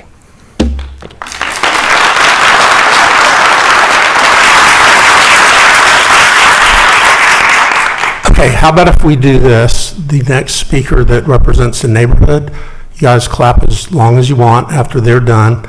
And then how about if we don't clap for either one and we'll get through this quicker? Deal? We know you support one side, we know you support the other side, so we've kind of got that. But you get one more turn because they had two. Up next is Alicia Durgan, followed by Joseph Eddy and Tad Permenter. So no clapping on this one. No clapping. Okay. Good afternoon. My name is Alicia. I live at 1340 West Smith Street in College Park. I've been a resident of the city of Orlando since 1985. Today I'm representing the students, Panther Parents Association, and employees of St. James Cathedral School. I'm here to express my sincerest disappointment that walkability through any school is up for debate. I strongly oppose this appeal. This is a common sense issue. I was raised to believe that collectively as a society, it is our obligation to keep children safe, regardless of their skin color, socioeconomic status, religious beliefs, or whether their tax-paying parents chose a public or private school for them. As everyone before me has mentioned, the world is very different and times has changed. But for over 90 years, this campus has been a safe space for children. It's their home for over half of their day, and I don't know about you, but I lock my doors at night and on the weekends too. My family is actually zoned for Lake Silver Elementary, a public school in College Park under Commissioner Stewart's District 3. When renovations to that school began over 10 years ago, the city knew an open campus was a liability and chose to close the entire school facilities off from public access for the obvious reasons we're mentioning today.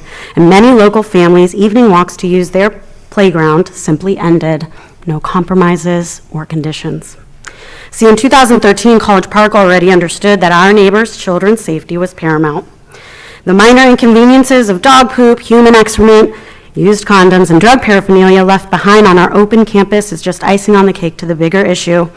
With our growing downtown area and unique needs of our community, I've dealt with many aggressive transients walking through while I simply escorted children from one building to the next. These daily threats are not conducive to a safe and healthy learning environment.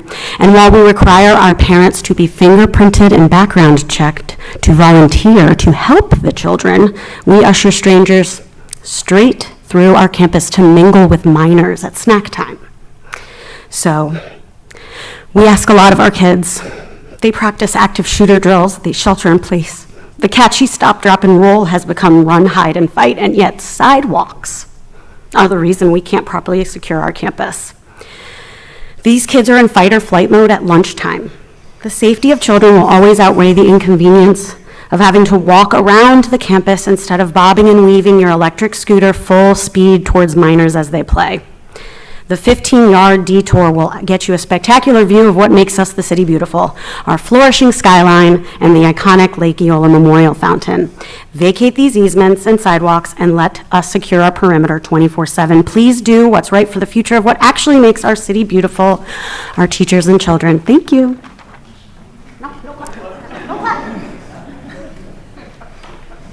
Joseph Eddy.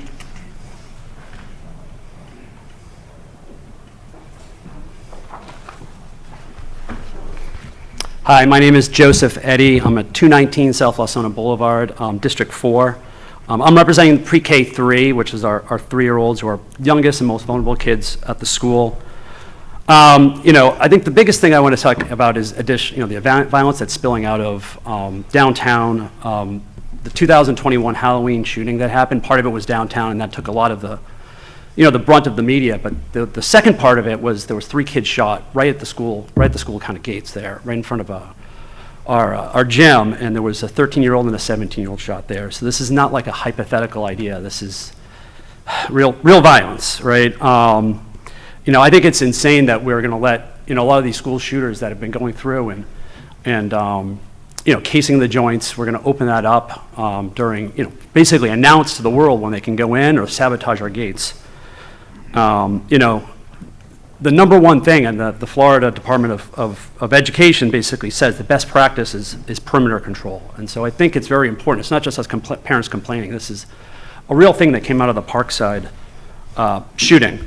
I think the second point is, giving access or right of way to a small piece of land or for a nominal amount for public good is normal. That's normal for every local government, and it's normal here in the city of Orlando. In 1981, the city gave away Palmetto Ave to the Christ School, which is the First Presbyterian Church. And that one, they had no restrictions. They can sell it, and they can sell it to developer. They even can take away which they did, the pavers, and give it to the city. The second part is, for Lake Highland Prep, the city did give away last year access or right of way to for a ramp for renovation they were doing. In 2011, they also gave away license to a land for Lake Highland Prep for a sports field and for parking.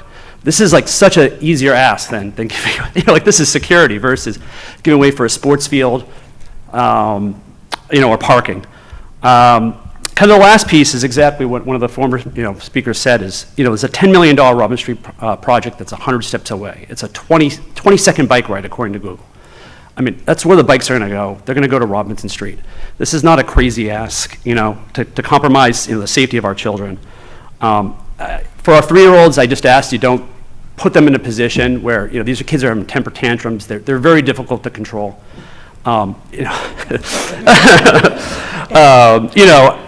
want a full abandonment. I think that's what it is. And if we're not doing a full abandonment, once we open up Robinson Street, it really gives an opportunity for bikers and for pedestrians to go 100 paces and avoid basically go where we're building or spending the money to do. So I appreciate the time and thank you.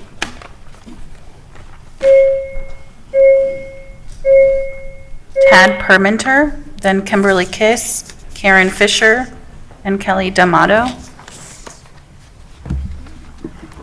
Good afternoon. My name is Tad Perminter. My wife Danielle and our 2 sons live at 328 Brassy Drive in the Dubshed area, Commissioner Stewart's district.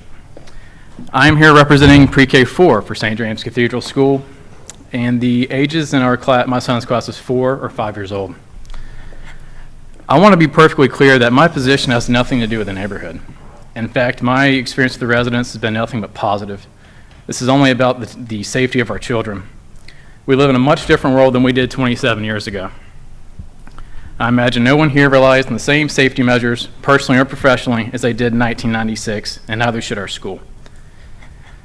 Unfortunately, it took a child being hit by a car to vacate the street. We've mentioned school shootings, but my biggest fear is someone walking on the campus, grabbing my son's hand, and leaving. You have 2 accesses, as you saw, and never seen him again. I've tried to justify why we should not close off the campus, and I failed to come up with any rational reasons that supersedes the safety of a child.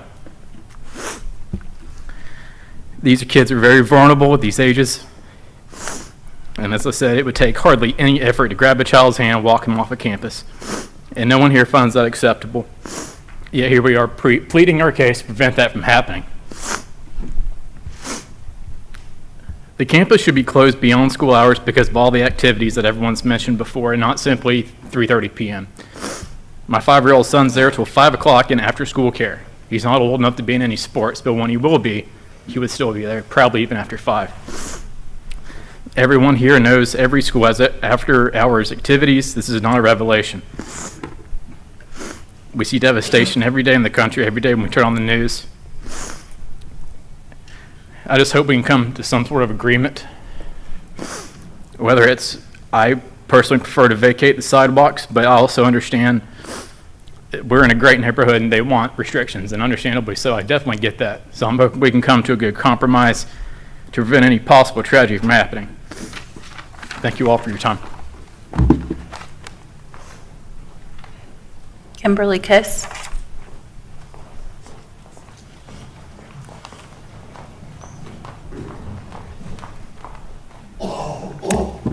Good afternoon. My name is Kimberly Whirling Kiss, 607 Shady Lane Drive. I live and work in District 3, and I am speaking today on behalf of the kindergarten class at St. James. Like many families at St. James, I'm not Catholic. I chose this school for my daughter for reasons that were specific to just her and things that happened while she was a preschooler during a global pandemic. We love the urban feel to the school and the many after-hours sports and activities that are provided because we're both working parents. My partner and I both work downtown, very close to the office. It makes me easier to scoot over there, pick her up, sometimes even take her back to work with me just so I can spend more time with her. I'm new to St. James, but I'm not new to Orlando. I've lived here for 30 years. In fact, I think I've seen most of you elected. I'm an Orlando Leadership graduate, class 98. And I know how tirelessly you all work, so I want to take a minute to actually say thank you, because I know you have to be here time and again for these issues, to hear everyone and to make the decision that's best for our community. In fact, my partner and I chose to stay here and raise our family because we love this city, we love the creativity, and we love the progress. Looking back, I was a student at Howard Middle School around the time that the easement through St. James was changed. And I tell you, I have no idea that was happening, and I don't remember it. What I do remember is being a freshman at Boone High School when Columbine shooting happened.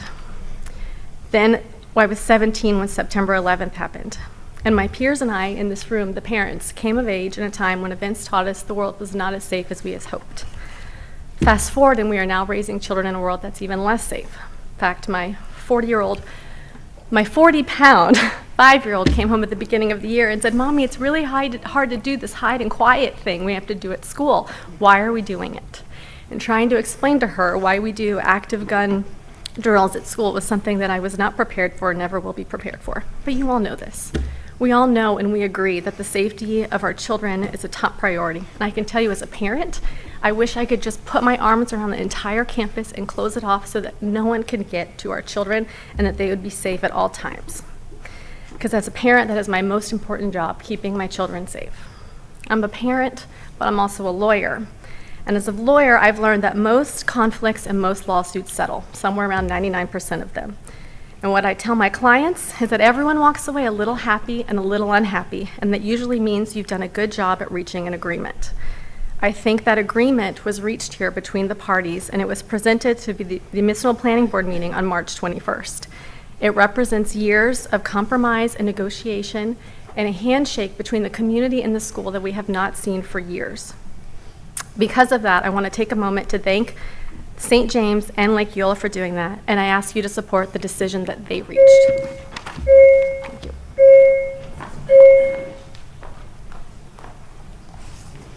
Karen Fisher.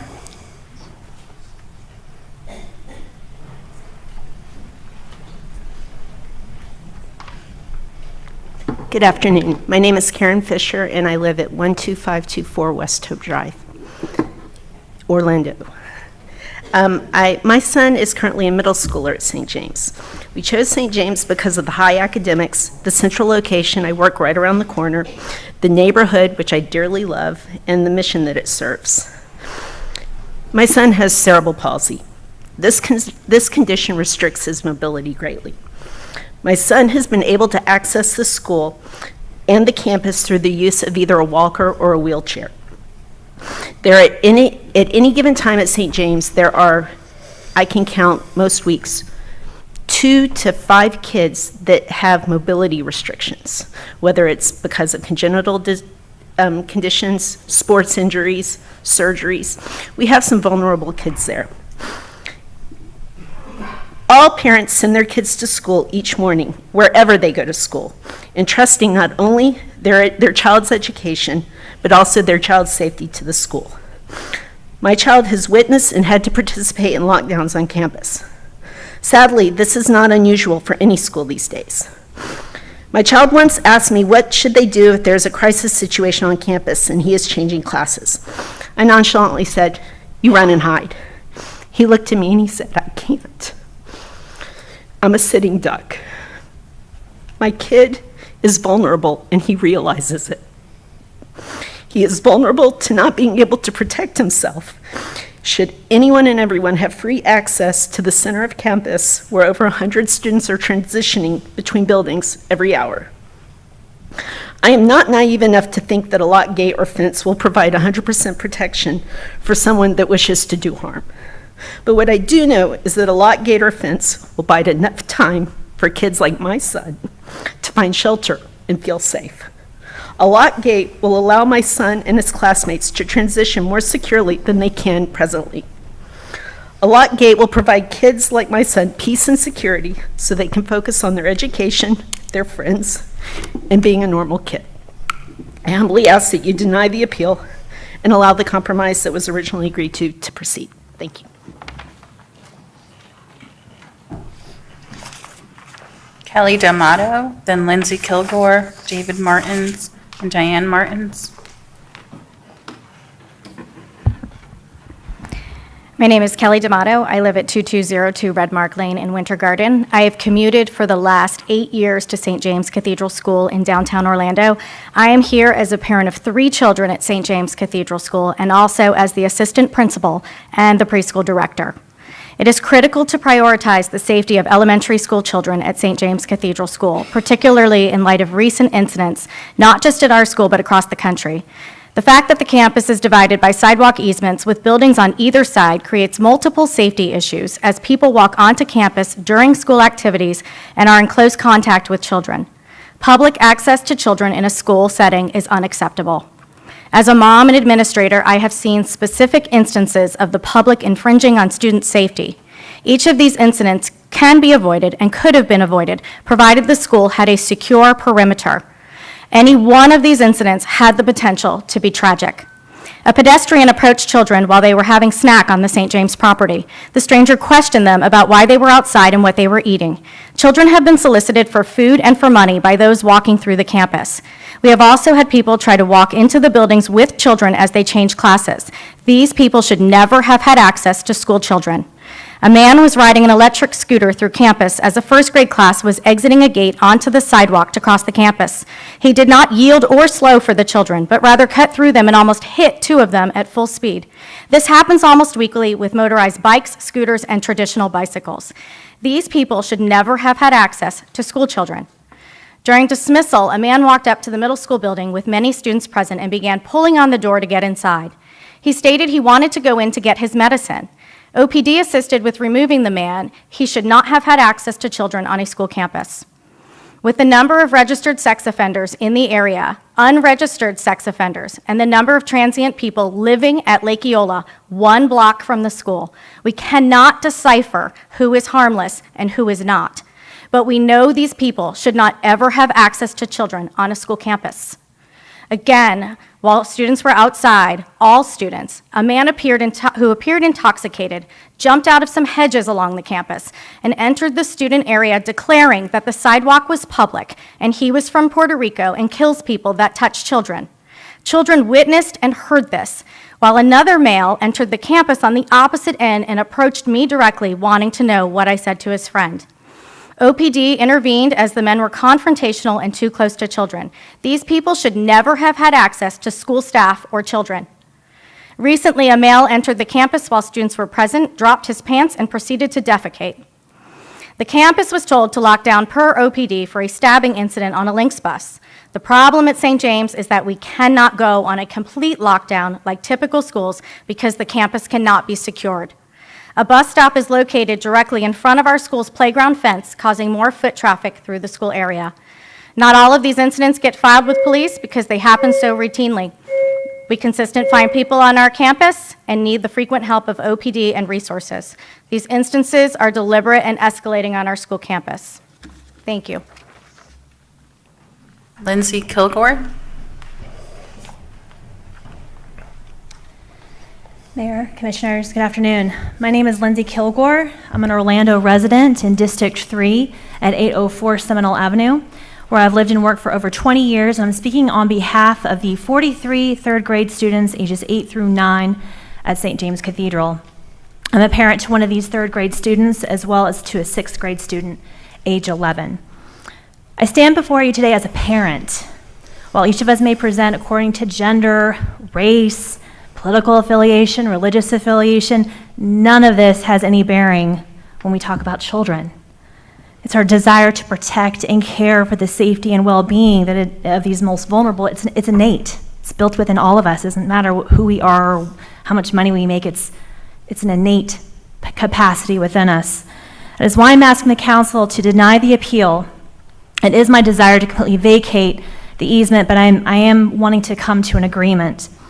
I did want to reference a December 11th, 2000 Orlando Sentinel article written by Commissioner Sheehan herself. She describes how she took a stand for the safety of children by fighting for the installation of sidewalks around Orange County schools.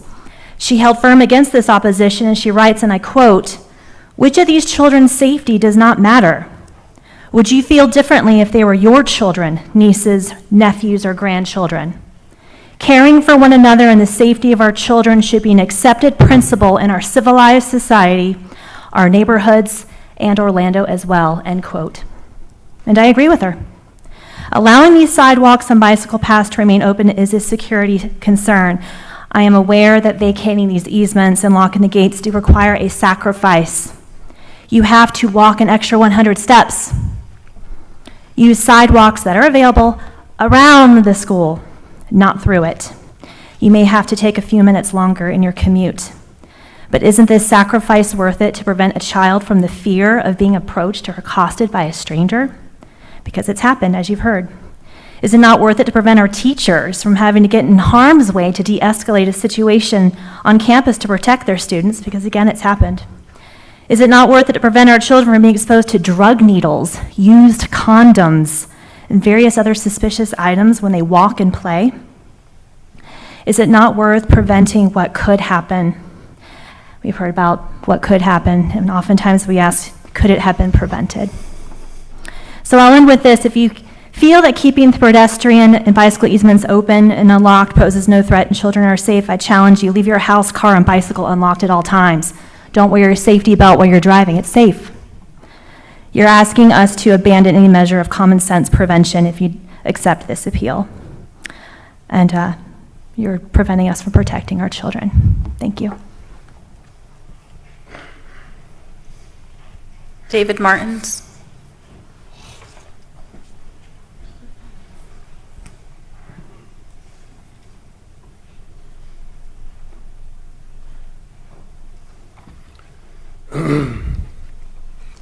Hello, my name is David Martins, and I live at 229 East Amelia Street, Orlando, Florida 32801. I am the current president of the Lake Eola Heights Historic Neighborhood Association, referred to in my presentation as LENA. And I am speaking today representing myself and as a member of the LENA's board. Let me begin by saying that LENA's purpose has always and will be wanting the very best outcome for the safety of the children at St. James, the neighborhood, and attendees to Lake Eola Park, period. We voted and approved as a board that closure of the sidewalk access was for instructional hours only. If you've heard anything other than that, it's not true. Approximately from, say, 7 to 4 p.m., we don't have the exact times. 5 days a week while school is in session. But St. James's attorney says it would be enforced until the last child or staff member was off campus, no matter how few. They also contend that they can lock the gates at midnight on school nights. This was never part of our agreement. The procedure followed at the MPB meeting was outside of the proper rules as outlined in the appeal. Therefore, I support the appeal and ask the City Council to support it as well and send this current request by the diocese back to the drawing board and get the best possible outcome for the children's safety. Here are the real unresolved issues. Fix the street. Remove the improper non-ADA compliant sidewalk across Ridgewood and use the street for drop-off and pickup of students orderly and safely. Number 2, build a fence. All these stories about things they find in their yard, build a fence. Facing the school entrance and front yard, the only section of St. James and the entire campus, it would be secure as they wish without impacting pedestrian and bicycle access. Compliance. Who is going to be responsible for enforcing the proper opening and closing of the gates? Will fines be assessed when the gates are improperly left locked? Is there a consequence when the rules are not followed? Signage. How is the general public able to know when they can and cannot pass through the gates so they can plan their day or weekend accordingly? And precedent. It is the City Council that would be giving away public right-of-way to a private organization and creating a precedent other private organizations can contend as proper part of their plans. I hope that I've in my time. I have spoke to an executive at Orange County Public Schools. 85% of the schools in Orange County have no fencing. That you can go right up to the front door. As a neighborhood leader, I sense that this current arrangement needs to go back to the drawing board for the safety of the children. Let's have some real negotiations, which we haven't.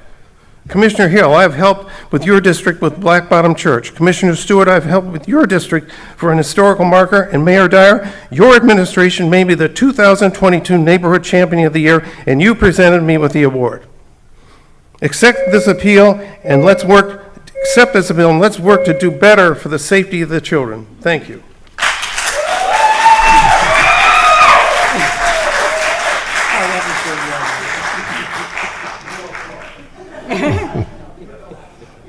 Up next is Diane Martins, followed by Tim Hayes, Erica Knight, and Christine Prasad.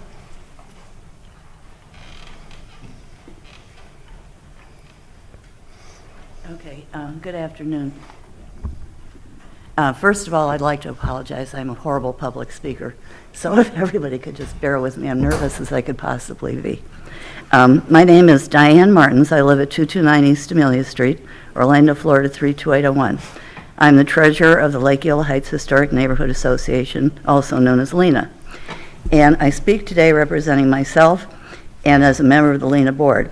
I've been a resident of Lake Eola Heights since 1979. My house, when I moved into it, had been 7 units.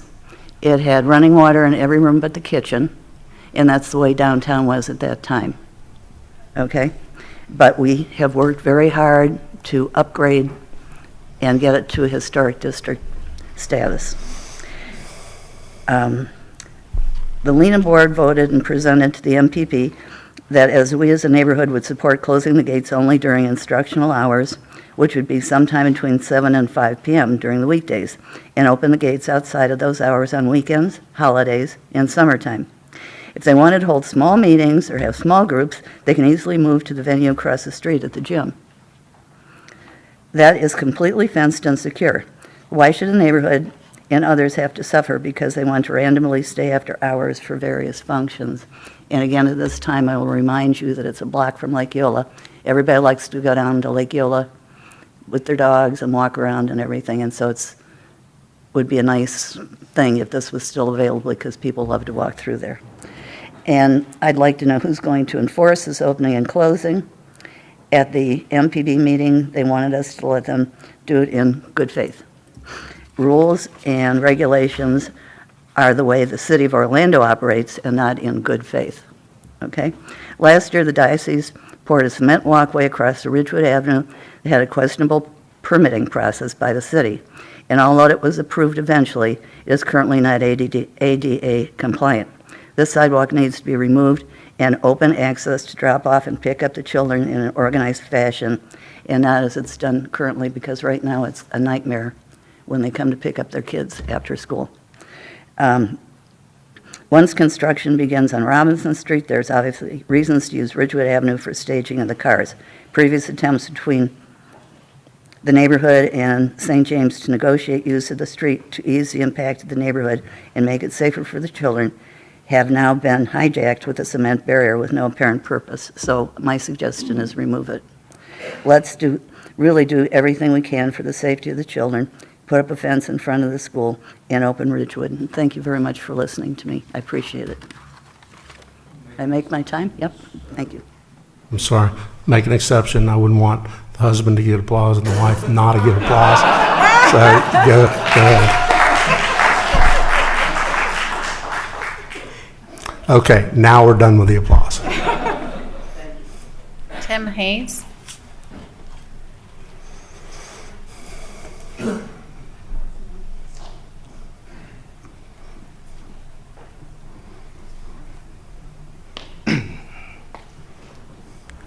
Hi. My name is Tim Hayes. I reside at 711 East Ridgewood Street, just one block east of the St. James campus. The decision here relates directly to my family and clearly the parents, staff, and students of St. James and the Neighborhood Association. My wife and I moved to Lake Eola Heights from the Lake Como neighborhood due to the accessibility of downtown and walkable nature of the neighborhood.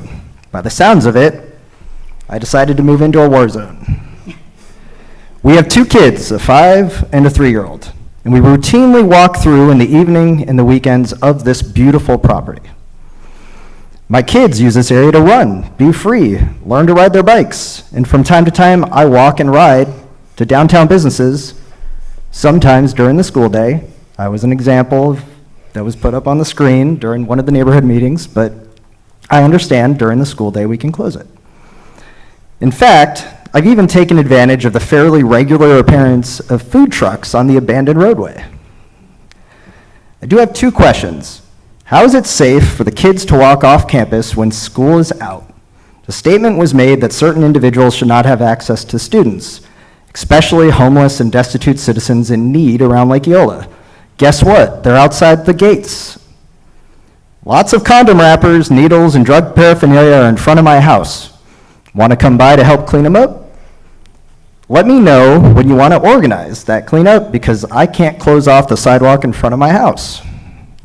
I would like to remind some folks here that the City Commission and folks here that the Orange County Public School District routinely opens the gates and fields and track and playground at Lake Como Middle School every evening and on the weekend after school is out, when the playground was removed for the remodeling of that school.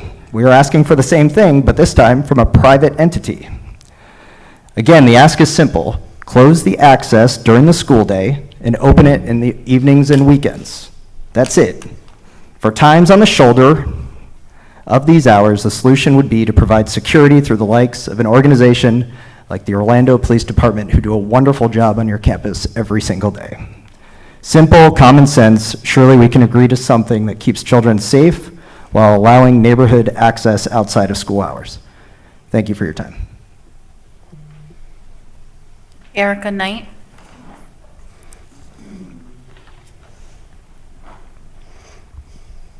Good afternoon, Commissioners. My name is Erica Rodriguez-Kite. I reside at 2297 Blackjack Oak Street in Ocoee, and I work in Paramore at the UCF downtown campus. Thank you for the opportunity to share my concerns. I am here to speak as the mother of a 4th grade boy who attends St. James and a 3-year-old boy who will start preschool there in August.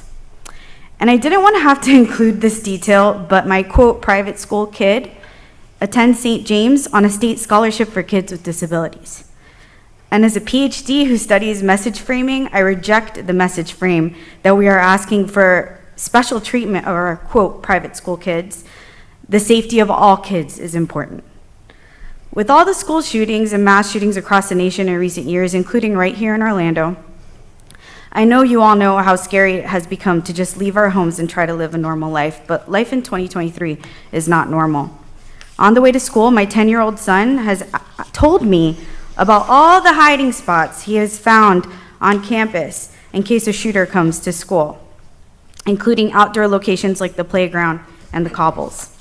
It's hard to imagine what it must be like to be 10 years old and fearing that you or your classmates might be killed at school or at any moment. He should be playing hide and seek, not looking for places to hide to avoid getting shot. But here we are in the reality of 2023. We drop our kids off at school and hope for the best. Meanwhile, the governor signs a law that allows anyone to carry a gun without a permit. Given that scary reality, it's also hard to understand how anyone can be against keeping children safe at a time like this. This school has been here for more than 90 years. We're talking about a small stretch of sidewalk that runs right through the middle of campus, just steps away from an alternate route. The public does not need access to the middle of this campus. The public does not need to be in close contact with children during school activities. And the public does not need to be on the school campus overnight. Commissioners, I'm asking you to look at this situation within the context of our current state of the nation. The safety of all children is important, more than convenience, real estate, or politics. Please help protect our children. Thank you. Christine Persad, followed by Jonathan Baker McBride, Claren Clymer, and Jeff Thompson.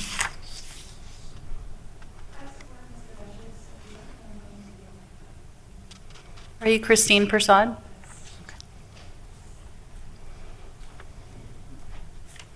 Jonathan Baker McBride.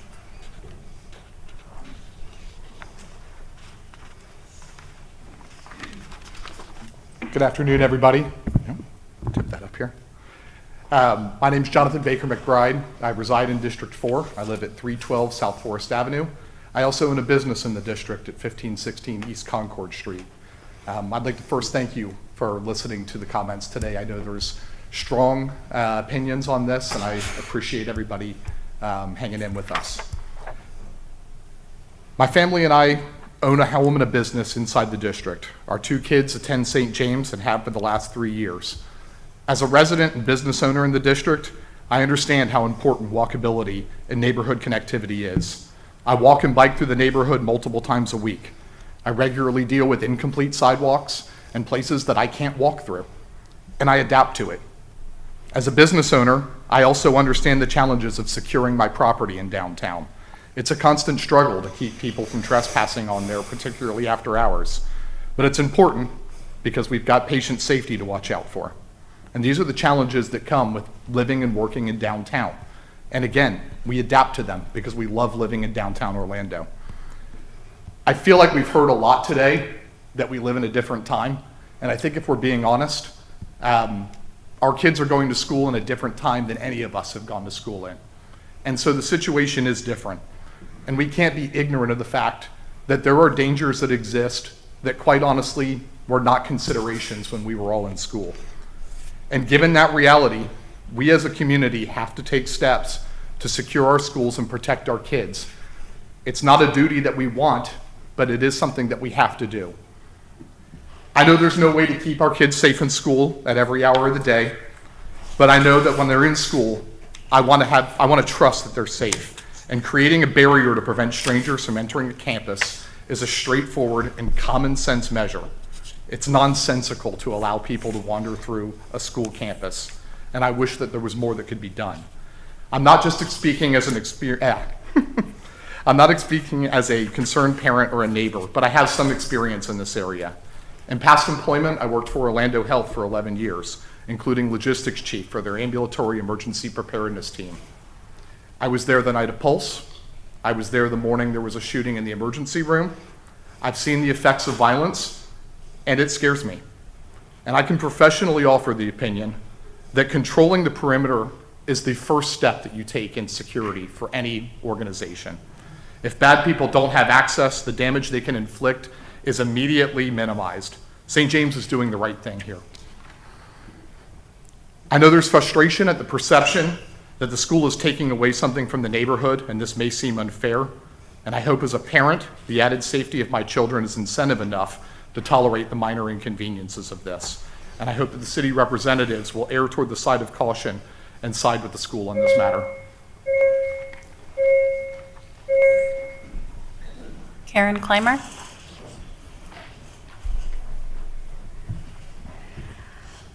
Good afternoon. I'm Karen Clymer, 305 East Concord Street. I'm a true native of Orlando and a member of St. James Cathedral. I don't think there's anybody in this room who does not care about safety. I think everybody cares about safety.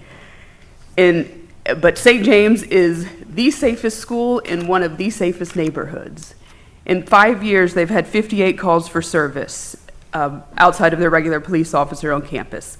38 of those were house business checks.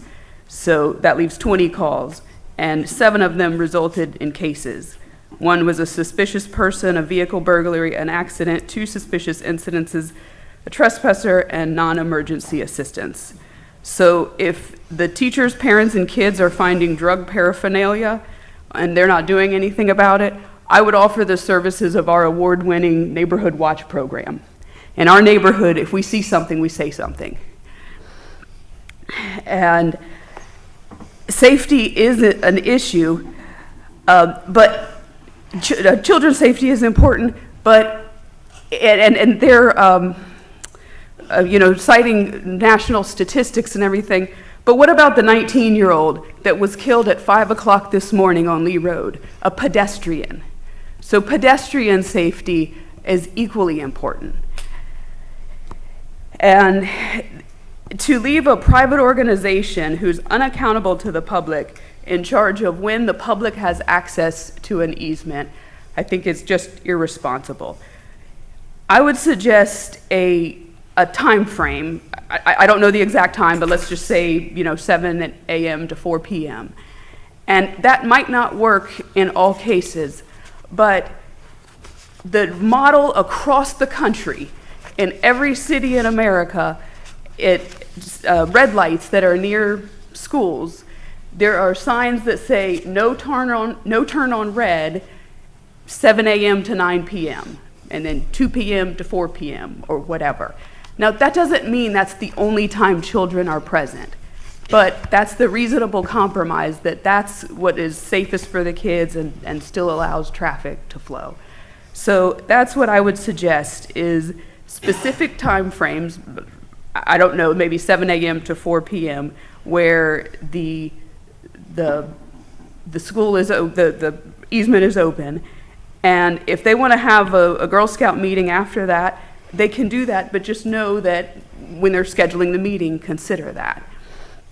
And I think the public deserves to know when it's going to be open, because it's a public easement. It's not a neighborhood easement, it's the public. So it shouldn't be on next door. It should be available for anyone in the public. So I would ask you to leave the easement open. Thank you. Jeff Thompson, Raymond Cox, Jennifer Thomas, and Jeff Worth.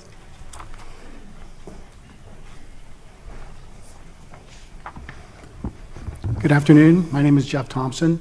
I live at 600 East Amelia Street at the corner of Cathcart and Amelia, which is like 2 blocks away. And I'd like to echo everybody else here, saying thank you all so much for taking the time to listen to us, hear us, weigh our concerns. We really do appreciate it. And I'd like to echo the mayor's concern about maybe we could all get along a little better after this. I would hope we could. Because over the years, if we disagree with what St. James wants to do with the school property, we've been vilified, we've been demonized, we've been accused of not caring about children. You get undertones of that tonight. They say, how could anybody not agree with us and think closure is a good idea? We all care very deeply for the children in our neighborhood. We all care very deeply for the children that come to our neighborhood. We all care very deeply for the children at St. James. Many of our neighbors have gone to St. James. Many of their children have gone there. Currently, there's at least 2 families in our neighborhood who have children that go there. One of those people is the guy that handles my retirement account. We're good friends. We care very much. We have relations. We get very frustrated when we're told that we don't care about children, we're not sensitive to the needs of children, we don't love children because we disagree with the best way to do that. I was president of the association when the right-of-way was abandoned 27 years ago. We were told, first off, when I met with Kevin Shaughnessy and the principal, that the street would be closed off during the day when school's in session and would be reopened to traffic after that. What came before, the ordinance that came before City Council was that complete abandonment. So we were very frustrated by that. When Tom Wilkes, the county attorney who represented the diocese at the time, said, we will never sell this property, we asked for a reverter clause that automatically returned the street to the city if the property was ever sold. That reverter clause mysteriously became a clawback clause where the city would have to request that. And as the city gave it away the first time, we have a whole lot of confidence the city might insist on getting that property back. So we really think that's very important, that there be a reverter clause that automatically returns the property to the city if that is ever sold. Because as Tom Wilkes said, the diocese never sells property. Since then, they've sold the property just to the east, St. James, just to the west of St. James. They sold the bishop's house over by Lou Gardens, and they sold the property where the Society apartment complex is being built in downtown Orlando, largest apartment. So we take all that with a grain of salt. And I'd like to clarify, it was a neighborhood association that suggested a partial closure of the easement instead of giving it all up. That was our suggestion at that February 21st meeting that Mr. Lee mentioned, and they said, no, we will not accept that. They only came before us, not before us, before the municipal planning board 2 days beforehand did they say they'd be willing to compromise. Not any time previous to that. That was always our suggestion. That's always what we proposed, and it wasn't until that last minute. So those are all things we wish you could take into account. Thank you. Raymond Cox.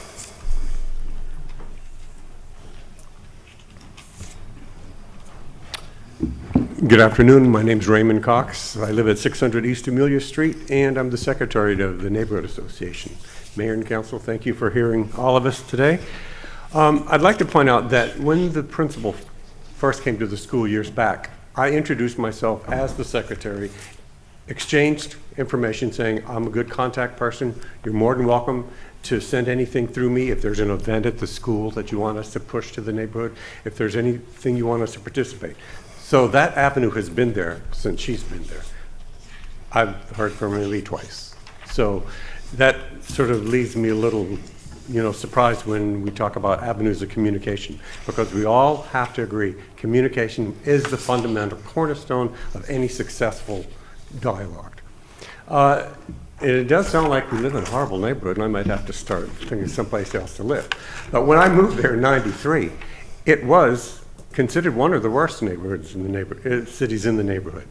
And if I remember correctly, the census at the school is sort of low. And it's grown since then as the neighborhood has prospered, because I wouldn't want my kid to go to a school in a rough neighborhood. We've worked really hard to bring this neighborhood to a safe place that not only we can live, but we can have people come visit, come do business, bring their kids to school, but we make it safe. What it sounds like is the school is concerned for the safety of the students, which I give them credit for that. The neighborhood, we're concerned not only for the safety of the visitors, but also the residents that live there. We have kids that go to school in the neighborhood, other schools in the neighborhood too. So safety is paramount. None of us here has heard anybody say they're opposed to the street closure during, instructional hours. But let's keep in mind, everybody keeps bringing all of these horrible, horrific events, starting from Columbine all the way to the recent one in Nashville. If you look at it, the threat has been perpetrated by people who've had reasonable access to the school. So basically inside, they had access. So don't use this Band-Aid. I hope they're not using this closure as just a Band-Aid by not also working within the school itself. But we're here to work with them. I'm more than happy to share any dialogue with the school and the neighborhood, but we're here, and we've always have been, and we always will be. So, thank you. Jennifer Thomas.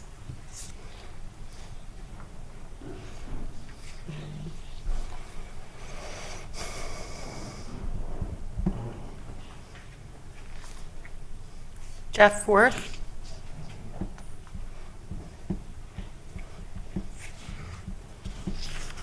It's going to be followed by Val Mobley, Jamie Hartman, and George Fleming. I'm Jeff Worth, and I live at 628 Amelia. And I think if I were to ask the people in this room if you were against protecting our children, if you would raise your hand, I don't think anybody would raise their hand. I think it's really important that we learn to function truly as neighbors, because that's what we are. Whatever our beliefs are, we are neighbors. And as such, it's important to have communication. And the thing that I see missing in the things that I have heard thus far has been an absence, or perhaps just a deficit, of communication. If there is a way in which the communication can be established between the people who hold the various points of view, I believe that there can be a solution reached. From my understanding, there was something said of in good faith, that to approve it in good faith. When I was a professor out at UCF, I had a dean who once said to me, "Jeff, if it ain't written down, it never happened." And having a measurable agreement, something that can be understood by all the parties involved, seems like it would be a step forward towards becoming good neighbors. Thank you. Thank you. Madam Clerk, how many more do we have? We are on number 22 of 32, so 10 more. Val Mobley. Good afternoon. I'm Val Mobley, 226 West King Street. I agree with everybody else here. We are all concerned about the safety of children, all children. But closing the sidewalk on their property is unprecedented. There are no gates in front of Edgewater High School, and there are people that walk in front of Edgewater High School every day, all day, during the day, while the children are on campus. I go often down Highland Avenue by Lake Highland Prep, and those children cross the street every day, and people are walking their dogs and they're jogging down the sidewalk that has no gate. I just want to remind you that Howard Middle School is on a 4-lane road, and those children cross that 4-lane road multiple times every day. There are no gates on the sidewalk in front of Howard Middle School. I don't know any other school, any school in Orange County that has gates on their sidewalks. If you allow this to happen, then what is to keep them from putting up gates? What would be stopping individuals from putting up gates at the corners of their properties so that people couldn't use the sidewalk in front of their property? I thought that sidewalks were public property. We all pay for them. And I thought that they should be open to everybody to use. So I would hope that this council would approve the appeal request so that another dialogue can happen where we can come to meaningful agreement about how this should work out, because closed gates is not the answer. Jamie Hartman. I already spoke, so I'm... George Fleming.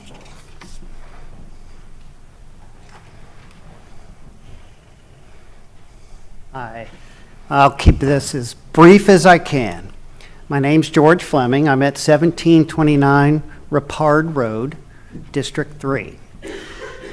I'm a father and a grandfather of 3 who attend St. James.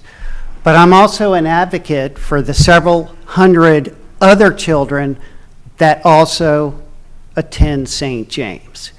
And the only way we are obligated as parents and grandparents, communities, and leaders, obligated to protect our children. They are our future. So I believe that the school should be locked down as best as we can, and if that means closing the gate 24/7 and have, somebody that might have to walk an extra 500 feet, 1,000 feet, whatever it is, then so be it. I walk a lot. There's a charter school on Fern Creek, and I walk all the time around it. And if it had to be closed, fine. I'm all for it. I'll walk wherever around the school that I have to, as long as it's for the children. And that's what this is about. It's about securing our children, and we are obligated to do that. It doesn't sound like it's that much of an issue to me to have to walk around the school to get to the other side. Thank you.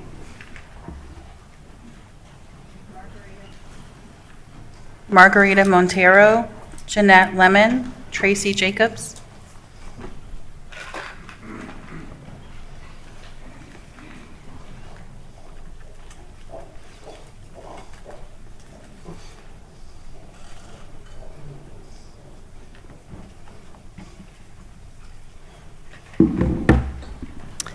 Hello, thank you for the opportunity to speak today. I also was born in Orlando, Florida, and I actually lived on Robinson Street, Lake Eola, and walked to St. James School along with 7 of my siblings. So I do have a history in Orlando and at St. James. I also live on Ridgewood Street. My address is 1008. My husband and I have lived in our current home on Ridgewood for 32 years. We raised our 4 children in this home that we purchased back in 1991 so that our children could walk to St. James Cathedral School. As parents, our children's education and safety has always been a priority to us. Actually, the education and safety of all children should be important to all of us, whether at Catholic school or public school. If our tax dollars are directed towards this purpose of keeping children safe and educating them in the public school system, then can't we also support this to be accomplished even when the school is private or parochial? When the section of Ridgewood between Cathcart and Hillman was closed off back in 1996, I believed it was for a good reason. Our neighbor, Jerry Sellers, wrote a letter which was read aloud at that meeting in 1996. Just so you know, he was not a parent and not a Catholic, simply a homeowner who lived on Ridgewood. He said, and I quote, "I believe, as a good neighbor, if I have something that I do not need or use, why would I not give it to someone who needs it more than me?" I think it was true then, and it is still true today. That little section of Ridgewood is not necessary for anyone who lives in our neighborhood, nor anyone who is visiting Lake Eola. Streets leading to the lake run north-south. That short block runs east-west. If closing it permanently makes it safer, then I say do it. But my understanding is that the school offered to have it open for pedestrians from Friday evening until Monday morning. I think that's an amazing option, what you might call a win-win situation for everyone. We also should remember that the school was built in 1928 before many of the homes that exist in our neighborhood today. Thank you. Could you repeat your name for the record? Oh, I'm sorry, Janet Lemon. Thank you. Tracy Jacobs?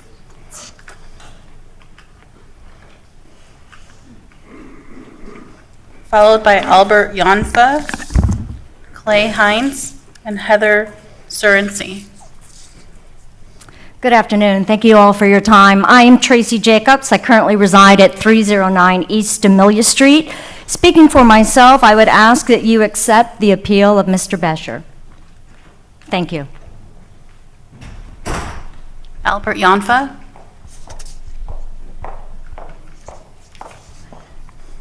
Good afternoon. Albert Yonfa, 1201 Sweetbriar here in Orlando, Florida. I've lived in this district my entire life. I've had a doozy of a speech prepared, and I think I'm just going to spare everybody, but it would have brought a tear to your eyes. But I think I'm just going to address some of the things that were said here today, because I think that might be a little bit more relevant. But, you know, just let me say that I think God works in mysterious ways, and I think that this appeal may have been a blessing, because I am completely of the opinion that this easement needs to be completely abandoned. Now, some people may have a different opinion on that, and I understand, and compromises need to be made, but I just need to have that said. You know, I was going to talk about crime grids. It's something attorneys use to identify when there's a risk to a community, a landowner knows. I'm not even going to get into the crime grid situation here, because I think eloquently Mayor Dyer acknowledged that no one wants blood on their hands. I don't even want to go down that road about that conversation. This easement needs to be abandoned. So what we have here is some comments made, you know, Howard Middle School is in danger, this school's in danger, that school's in danger. That's fine. Let's fix all the schools. I don't know why talking about the dangers with Howard Middle School have any effect on what we're trying to do here today. Let's fix them all. Let's keep all children safe. So I don't know how any of that's relevant. As far as closing Lake Highlands sidewalks or closing First Pres sidewalks as a hypothetical, okay, those sidewalks have nothing to do with the situation at hand, because those sidewalks do not bisect those schools. We're not talking about the same situation here, apples and oranges. And I don't think making comments about how much St. James parents make or how privileged their children may be has any relevance here at all, other than to evoke really a negative environment here for conversation. We don't need to talk about what sacrifices parents made and what we all do here. We're here for children, all children. And let's be clear that the people who live in Lake Eola Heights are extremely privileged to live where they live in such a beautiful neighborhood, and we're not worried about necessarily the residents, and we've touched upon this. And this goes back to the crime grids. We're worried about the people we don't know about. We're worried about people walking through the middle of a campus. We're worried about guns. We're worried about knives. We're worried about fentanyl. We're worried about pipe bombs in bags at nighttime. We're worried about abductions. we're worried about a lot of things, and it may not necessarily be the wonderful, wonderful, wonderful residents of Lake Eola Heights neighborhood.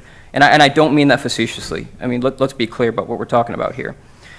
So one of the other things that was said is that, you know, Lake Eola being impeded access to it. Again, as Ms. Lemon stated, these sidewalks go north and south to Lake Eola. It's not going to be impeded by a sidewalk that cuts through the middle of an elementary school campus with kindergartners through 8th graders for 150 feet that goes east and west.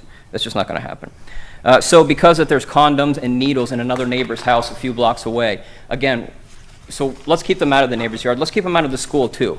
Just because a neighbor has condoms and needles in their front yard, suddenly we'll just let them be at St. James School. We're not going to do anything about that. Again, I don't understand that. So, listen, I think we're all reasonable people here. I think we're all good people here, but let's not compare apples to oranges. This is all about the children. Thank you. Clay Hines.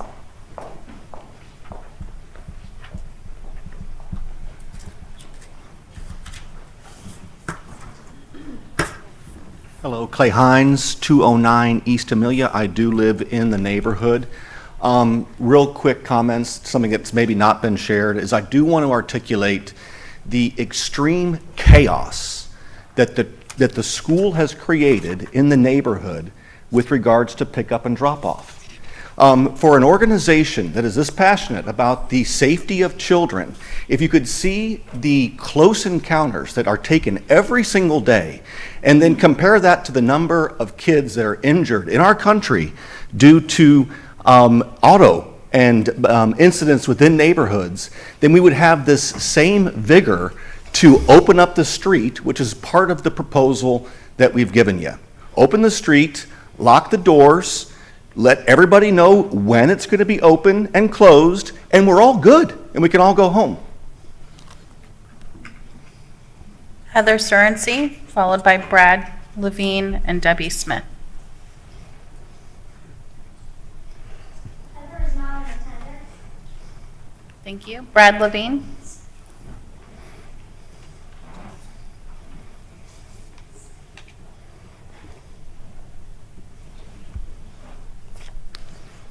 Hello, everybody. My name is Brad Levine. My family and I reside at 632 East Livingston Street, Orlando, Florida. I came here to speak before you today because I not only am a parent of one past and two present children at St. James, but I'm also part of the Lake Eola Heights Community Association or Homeowner Association. I'll say first, I have never had the neighbors throughout my entire life that I have had living the last 2.5, 3 years in Lake Eola Heights. Wonderful, wonderful neighbors and people. As we have all been saying, we all agree we want to protect children at all schools. I hate to hear things about Howard. I have friends and neighbors that have children at Howard and Hillcrest. If things are wrong on Richmond with Howard, we need to fix that. We all do, and we will. St. James has an issue directly going through our school. And it is not important enough to say that we need to document hours of closure. One child, one faculty member is all it takes for somebody to go missing. And that will be documented. That will be documented on a gravesite. So we need to have trust, both sides. If there's a trust problem, my wife and I live in the neighborhood, and we will work on that together with the school. Let's do that. We have to trust our faculty to say when the school is closed, when one child is present. We all want to protect the children. We know that.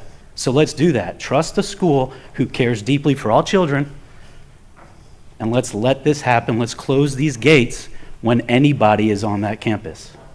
Thank you. Debbie Smith.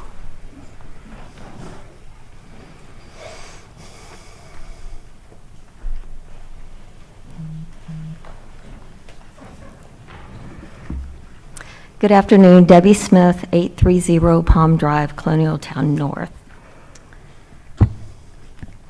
I attended the March 21st MPB meeting regarding an application to give St. James Catholic School control of the public sidewalk. When listening to the staff's recommendation and the discussion of the last-minute conditions the attorney and staff presented, the details were vague. I couldn't believe that the board didn't send their application back and actually voted. Sitting in the audience, I was like, I have no idea what they just voted on. I have no idea how this will be implemented. As a taxpayer, I was shocked.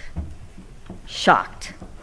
So that is why, not that I don't want to compromise, I didn't know what the compromise was. That is the reason I co-sponsored the appeal, because I was there. I saw how it went down, and it wasn't good. And now I have a better understanding what the staff is recommending because they actually had it in writing, and I could see it. It's still vague, in my opinion. There should be specific times. I was an educator for 17 years.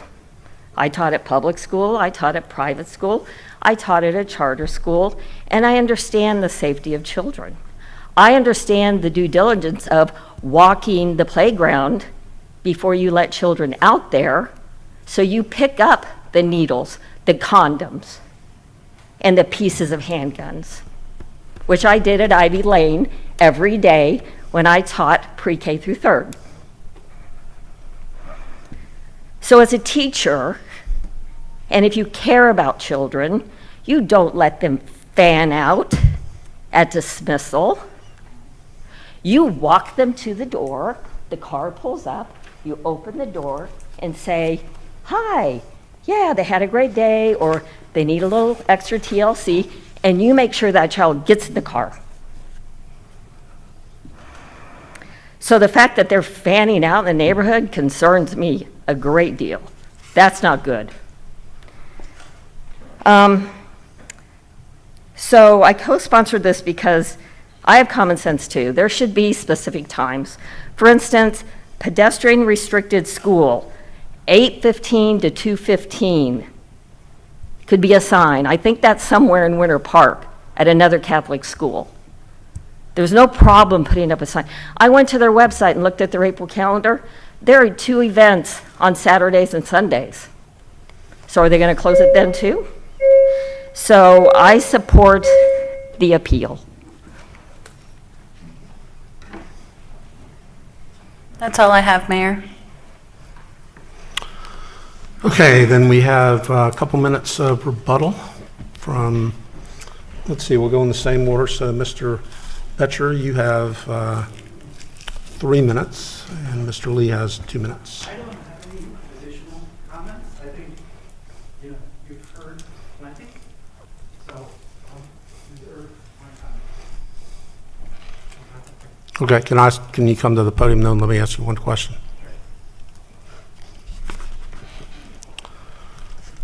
Actually, it may be more than one question. Okay. Two. Two. No applause. Okay, if we can handle the reversion issue, take that off, right? Sure. And Roy, we've got a way to make it? Yes. Okay. I don't think we're going to be able to handle the pickup and drop-off as a course of what we're doing here.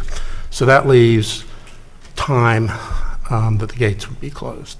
Mm-hmm. And I pretty much have heard a consensus from a number, not all, but a number of the folks that have testified on behalf of the Neighborhood Association that between 7 and 5 seems reasonable.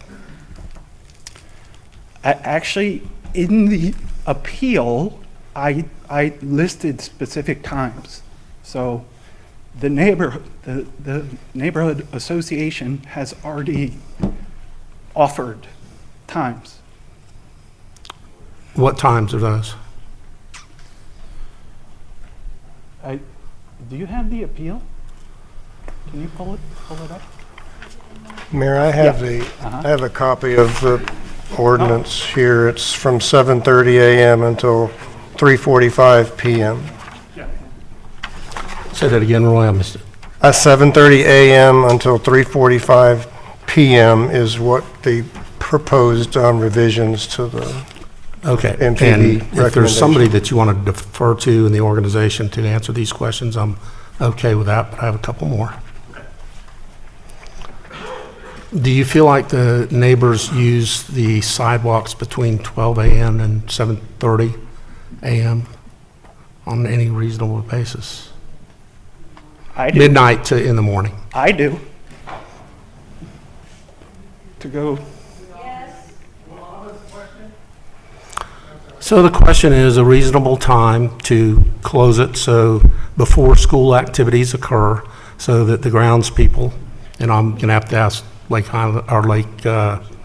St. James about this, what's a reasonable time in the morning for grounds crew to come in and clean up the undesirable objects that you guys have described? Okay, I heard 5. I'm going to just... Is AM? anybody walking there before 5 in the morning? I do. What time do you walk there? To go to the Y to work out in the morning. Work out. 5. You work there at 5. Yeah. Which I probably shouldn't advertise that because we're trying to keep everything confidential. I do. Okay, I think that's all I have for now. Okay. Mr. Lee, do you have rebuttal? Yep. And you might want to respond. Okay, hold on. Commissioner Ortiz has a couple questions for you. I just had a quick question because I'm trying to catch the meaning behind all this objection here. So the main purpose why you guys need this road, this street, the sidewalks open is for transit, regular transit in your case to go and work out, and other cases for people that walk through to exercise, that sort of thing? Mm-hmm. Is that what it is? Or I'm asking, I'm not stating, I'm asking, what was it? Yeah. Okay. And it's really, well, that's fine.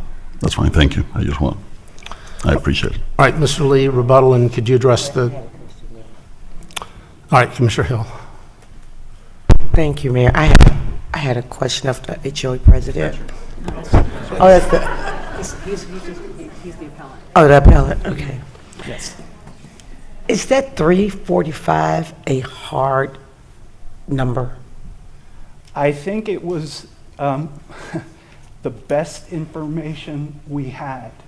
So with the new information and understanding that youth have extracurricular activities, it's not just the scholastic component, but there's, basketball, soccer.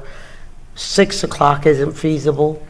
And The campus is actually fenced. There's 2 pieces of campus. I understand that. So- I understand. I've seen it. I've seen the map. I've seen the pictures. Seen the cut through, right? Right. I'm talking about time of youth in that vicinity. Because if we're well honest to a degree, even though public schools, you go through a front office. Mm-hmm. You don't go through the school to the other side. You go through, there are gates. I have a grandson that I'm raising that's in public school system, and they do have gates around these schools. There's no open campus anywhere in Orange County, so I'm just asking a question. Except for Howard. No, I which went is- to Howard Junior High. I'm a graduate. I'm a proud Okay. Ranger. The field, the track is on the other side, but Correct. there's no cut through the school. This is kind of unique, right? Where there's a building through on one sector, and yes, there's another classrooms or whatever on the other side. So there's no cut through Howard. Robinson's run perpendicular of that, but that's a little bit different than kids going to class. Usually the coaches and everything are going across the street, but that's neither here nor there. I'm asking about a hard time. It's 5 or 6 o'clock. It's an inconvenience to the neighborhood. I think 3:45 actually gave extra That's time. school hours. Okay, thank you. Okay, Mr. Lee, do you have rebuttal? Thank you, Mayor, and thank you all for your time today. I'd like to just respond to a couple of things that were said, and I know that we've all been here for a long time. Members of the Lake Eola Heights Historic Neighborhood Association Board indicated that they put their conditions forward prior to the community meeting, and nothing changed since then. And this has been kind of our challenge, because that's not consistent with the communications we had with a different board member, but also the board member that testified was in the audience during the MPB meeting and supported the approval and the recommendations that were made to MPB. And so one of the challenges that we've had is that everybody feels a little bit differently about this, and I know that everybody's very passionate about it, but it's hard for us to kind of pin something down. And when we were asked, can you come up with something that would be a form of a compromise, what we put forward we felt was the most appropriate way. Because if you put these rigid times down, in the summers, these summer programs may wrap up at noon. It could be opened at noon. The variable times create challenges. And the other challenge is that if we come up with an arbitrary time frame to say it cuts off, then there's a chance there's campus activities going on where children are there and teachers and parents, and we're opening it up. And we're creating the point of exposure that we're trying to avoid. And so respectfully, we were willing to try to go down this road. And when we said good faith, we weren't trying to be offensive by that. We were trying to be held by that standard. That if there's a scheduled campus activity, we can close the gates. If there's not, we can open them. But if we're not acting in good faith and we're shutting the gates when there's no activity there, or we're trying to game this whole thing, then the city can put us in default. And I think the encroachment agreement allows for an enforcement provision there. There's a default provision. And this, in my mind, this is a great benefit. It preserves the ordinance and preserves the easements. So none of those things have gone away. It's just an encroachment agreement that you all can come back and reconsider. And you all can put us in default, and you could revoke. So we ask that you please deny the appeal and uphold the MPB recommendations. Mr. Lee, so on a normal day, what are the after-school activities? How late do they go?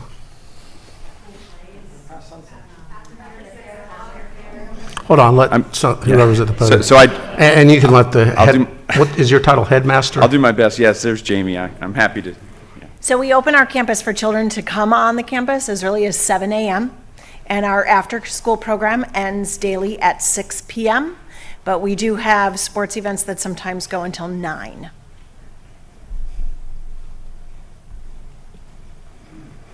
On variable days. Correct.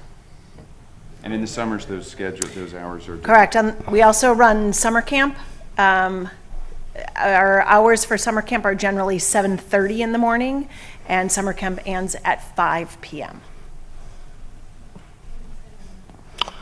What do you think No, there are a couple of weeks during the summer that... You think 5 o'clock is reasonable for your people to have total access to the grounds? No. I mean, some kids unsafe. Then, correct, my children... 5 a.m. is what I'm talking about. I'm sorry? 5 a.m. That it would have to be closed at 5 a.m., is that what you're asking me? It's open until 5 a.m., Oh. closed, so that your maintenance staff would have an opportunity 2 hours of opportunity to clean up the campus to the extent it needs to be before 7 o'clock arrival of students. And closed at what time, opened at what time in the evening? I'm just trying to get to the morning first. I'm trying to think logistically.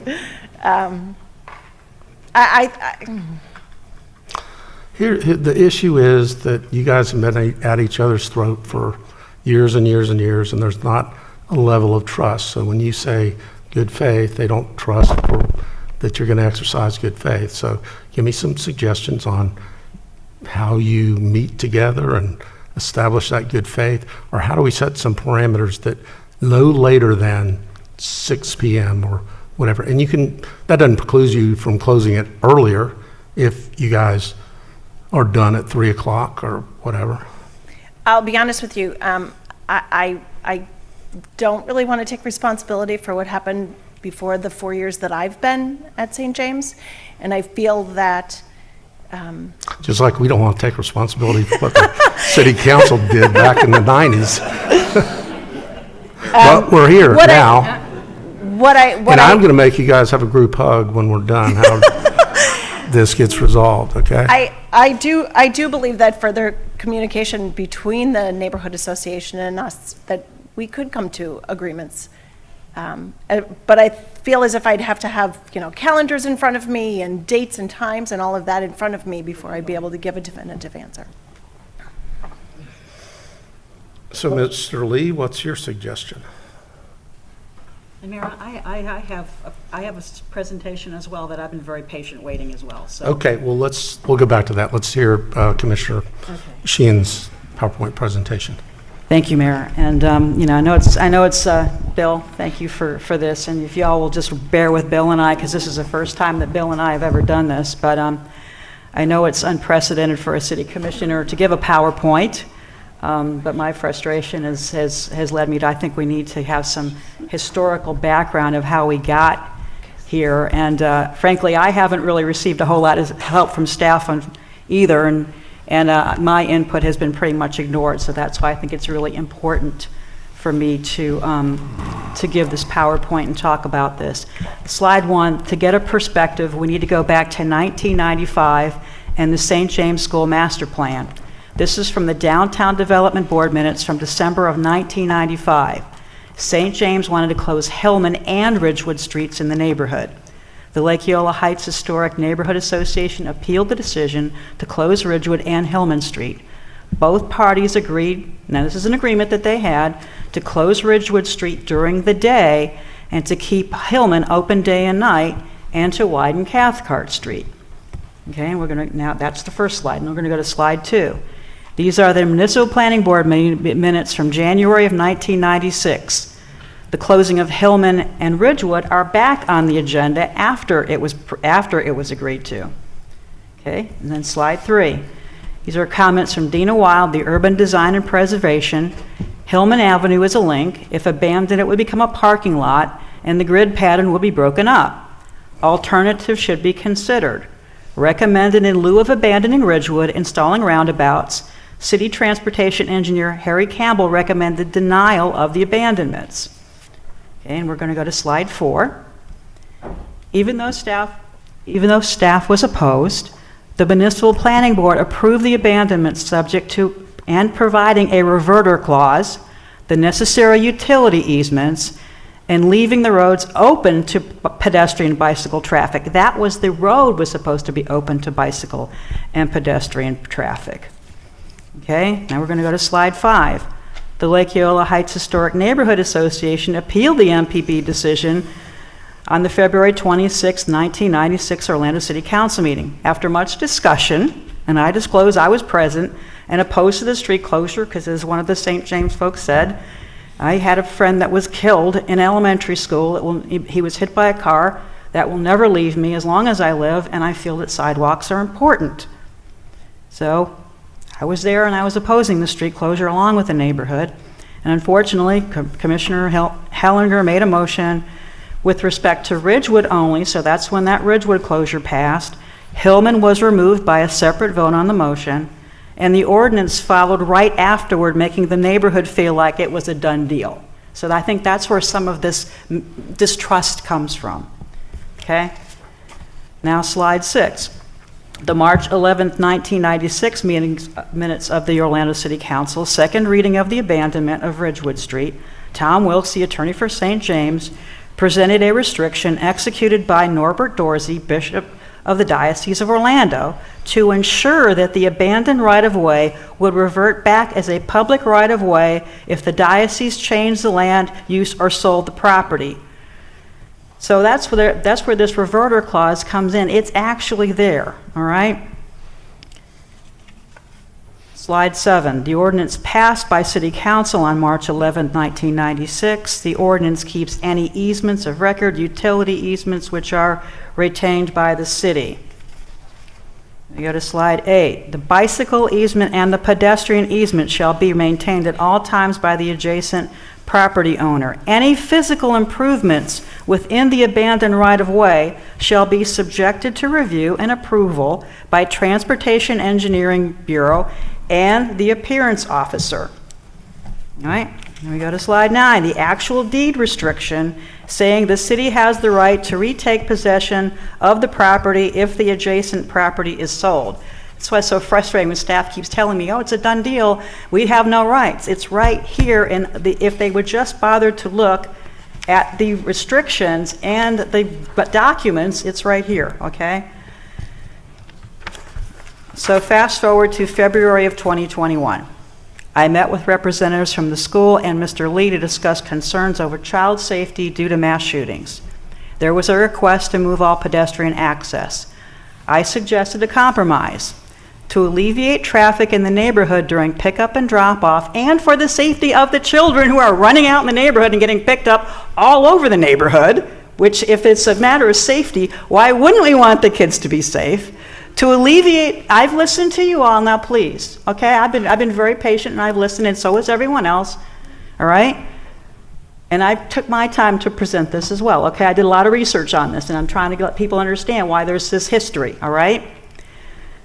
To alleviate traffic in the neighborhood during pickup and drop-off, open Ridgewood only for pickup and drop-off of students, and then close the pedestrian access only during school hours. This is what we met on and talked about over a year ago. Okay, now we're going to go to slide 11. Site engineer permit denial of code enforcement action due to St. James, actually wanting St. James to remove a 6-inch flush tall to curbs walkway. This was put in over a weekend without a permit. Replace the damaged bricks, and to make walkway flush to match existing grade of the brick street with pedestrian ramps for ADA compliance. What happened? Instead of working in good faith with me in the neighborhood, St. James installed a 6-inch barrier that would prevent the street from being used for pickup and drop-off. And they did not follow the requirements of the review of the Transportation Engineering Division. And this is actually a picture, next slide, Bill, of that walkway. Now, at least they did paint it yellow so people won't trip over it. But if you try to get that approved as an ADA accessible walkway anywhere in this country, people would say you were crazy. That is not an ADA accessible walkway. It was put there as a barrier after we were having conversation about possibly opening this up to make the pickup and drop off safer so it wouldn't impact the neighborhood so badly. And the other thing is, we are going to be doing a complete streets on Robinson Street. Right now, the parents are queuing all the way back to Robinson Street. We are not going to have the capacity to queue. We're going to need additional pickup and drop off, which is what we suggested as part of this whole, situation. Okay, we'll go to the next slide, Bill.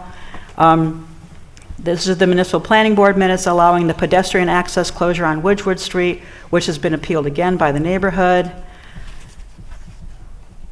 And then we can go to the next slide, Bill. If this was truly about safety, the school could simply construct a fence at the edge of the sidewalk like they did on this, like they did on the south side of Ridgewood. This is the complete fence along Ridgewood, which completely closes that off, and there's a gate that goes across where that walkway is, and you have to have card access to get across. So that is completely closed on that side. Okay, on the other side of Ridgewood, Bill, next slide. This is the other side of Ridgewood where a fence, just like on the other side, could be installed. The two properties could be linked together by a properly ADA accessible sidewalk and walkway that would still allow for vehicular traffic for pickup only and drop off of the students for their safety, but it would also provide additional safety for the children inside because you would have both sides, you would have additional safety. This is what I suggested, and I was summarily ignored, and then we had this weird walkway put in, okay? So this is why I'm kind of upset, and this is why I feel a little disenfranchised, because I tried to work with the neighborhood as the commissioner of the district to try to get this, this worked out, and believe me, nobody, I can't tell you how to feel about your kids, but I know the effects of mass shootings. I heard those parents scream one after another when they found out their kids were dead. When I was on that Pulse, when I was in that street after Pulse, I understand. I'll never understand what it's like to lose a child, but I know the impact and horror of gunshot violence. I've seen it firsthand. I don't want that to happen to anyone. But I also don't want it to be used as an excuse, and I think that we can do some things here that make sense for everyone. We don't have to be at each other's throats. And there has been a history of the neighborhood being run over by the attorneys, and I'm just trying to make this fair for everyone. And I want you all to understand something. One of the first things I read as a child was one of my friends getting killed walking to school in the newspaper. It was one of the first things I learned how to read.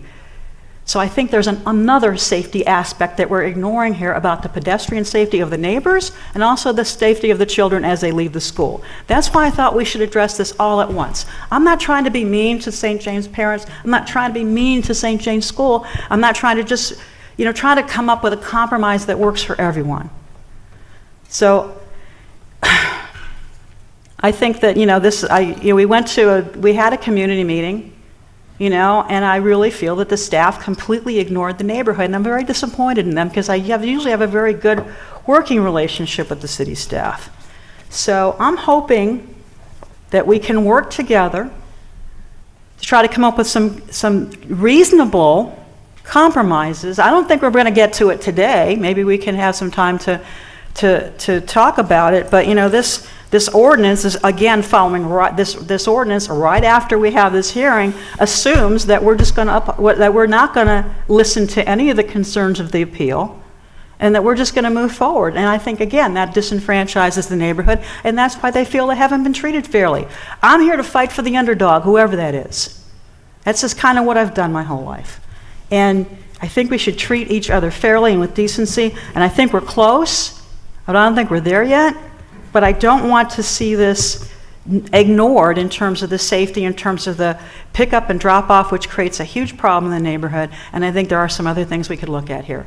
But I support the appeal, but if we're not going to support the appeal as it is, I think we shouldn't just go ahead and adopt this as it is. We need some more time to come up, Mayor, with some time frames and different things like that we can work on that makes sense. But I also think there's a very easy solution here to just extend that fencing down that sidewalk so that you can secure the campus even if it is open. When the sidewalk is open, you still can secure the campus completely with that sidewalk.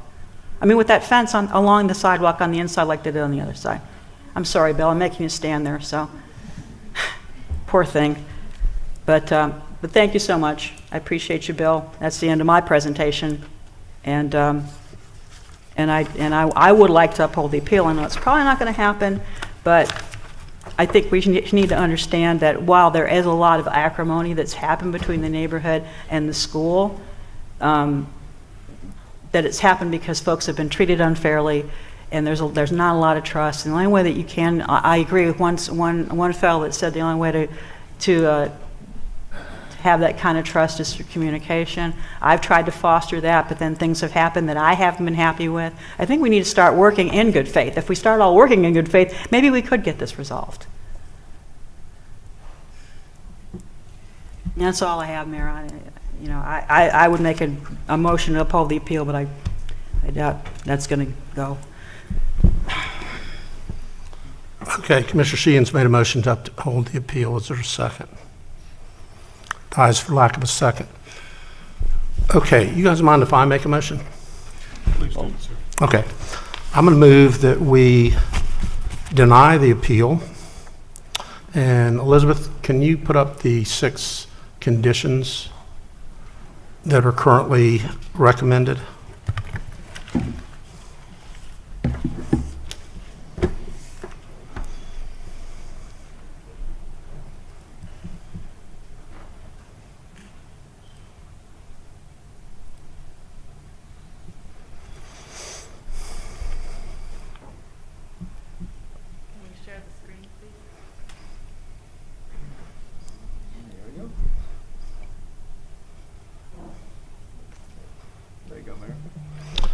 Would you go through the 6 conditions quickly? Yes, the first one is that the school shall have the right to install and lock gates that block public access to the easement during times when the school is open and or there are activities on campus involving students, teachers, and or staff members, which are referred to as scheduled campus activities. Number 2 is that the school shall have the right to lock the gates at 12 a.m. on evenings prior to days when the school is open or has early morning scheduled campus activities. Number 3 is that the school shall unlock the gates and reopen access to the easements on evenings, weekends, holidays, and during the summer when the school is closed and there are no scheduled campus activities.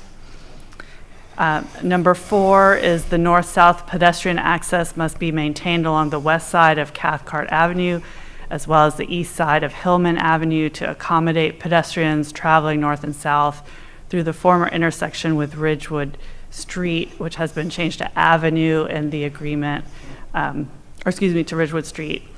Any alterations to accommodate the pickup and drop-off of students must provide for pedestrian access across the area, and this is where the actual agreement that's been attached to the council agenda item has been revised to clarify along the public access along Hillman and Cathcart, which are the 2 north-south street, have to remain during all pickup and drop-off activities. Number 5, the pedestrian gates within the former right-of-way must be set back a minimum distance equal to that of the size of the vehicular gate so that when it swings open, it does not impact or extend into the public right-of-way or sidewalk. Number 6, should a vehicular gate be added to the fence and bollard area across the former Ridgewood Street right-of-way, then the gate must be set back a minimum of 18 feet from the adjacent right-of-way so that a vehicle may be completely out of the street and sidewalk when parked to operate the gate. Should the gate be intended to provide emergency vehicle access only, then it may be located along the property line. All vehicular gates must either swing inward or be a rolling gate.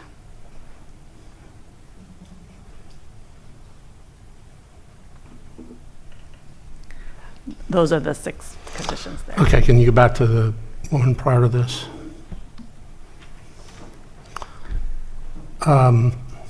Ms. Headmaster, could you come up for a second?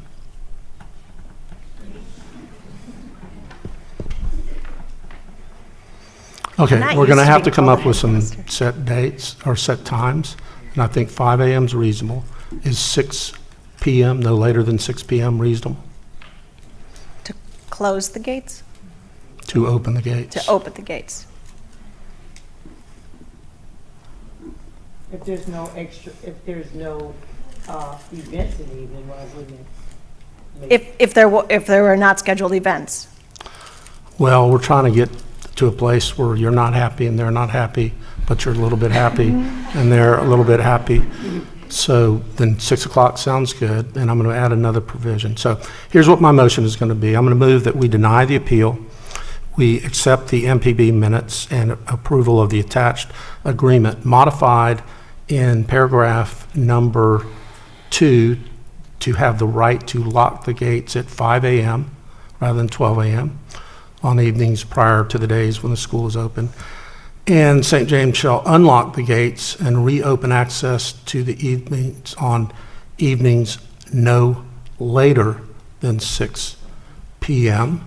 And then I'm going to add a number 7, which is either the neighborhood association or St. James shall have the right after the passage of 1 year to ask the city council to hold a workshop on how this agreement has, what it's done for the school, what it's done for the neighborhood, and whether there need to be modifications to that. So a second on that? Trying to understand it. Mayor? 5 a.m. to 6 p.m.? 5 a.m. to 6 p.m. Okay. It's closed. 5 a.m. to 6 p.m. Mr. Lee? Thank you, Mayor. In conferring with my client, that their concern is still that there's going to be time where there are going to be activities on campus. And I understand that everybody's trying to come up with a compromise, and I sincerely want you to know that we tried to do that too. But if we're going to do this, we'd rather have you vote up or down the abandonment than put something in place like this where we're in the same situation and there's a period of time where children are not going to be safe. And I know that you all are trying to find some middle ground, and but I've been asked to communicate that, and I would hope that you all would consider that. Okay, I entertain discussion from the commissioners. Commissioner Hill? Thank you, Mayor. And I'm in support of 5 a.m. to 6 p.m. But I do think there's need to be a provision where when there's children with after-school activities, we continue to keep that gate closed. Well, okay, it's not my district, but it is all of our children. And right now, at a highlighting time such as this, with people in pedophilia, whether we like it or not, right directly across the street, we got transits that's running up and down, and we don't know who they are, at Lake Eola, that might can come onto that campus and harm those kids. We have, here it is, we're trying to even lock down downtown and keep guns out of downtown. And someone walk on that campus and hurt those kids. I want to support the 6 p.m., but I want to also put a clause in there to where they notify the community that if there's extracurricular activities, doesn't happen all the time, every day, and there's only probably about 3 hours after school that those kids are going to be out there, even doing practice or ball days. Even in our centers, Mayor, when we got kids on campus, we don't let adults come in. We don't let adults come to our community centers inside the buildings when there's kids at our centers and there's activities. And you all have to do better staffing. You're gonna all have to put some extra money towards putting some staffers or parents volunteer to be on the campus to help us with that. All right, but you're gonna have to communicate better with the commissioner, I would say, and work with her, and also the residents of Eola Heights. But I am at this time in climate really uncomfortable with people having access to these kids right now. I don't want to go to sleep and wake up or get a call from Dave or the chief telling me that there's been a mass shooting at an after-school activity over at St. James. Shouldn't matter, and everybody know I'm a champion for the underdog and especially the underserved. But I don't think that just because parents have resources and influence that they should be penalized also.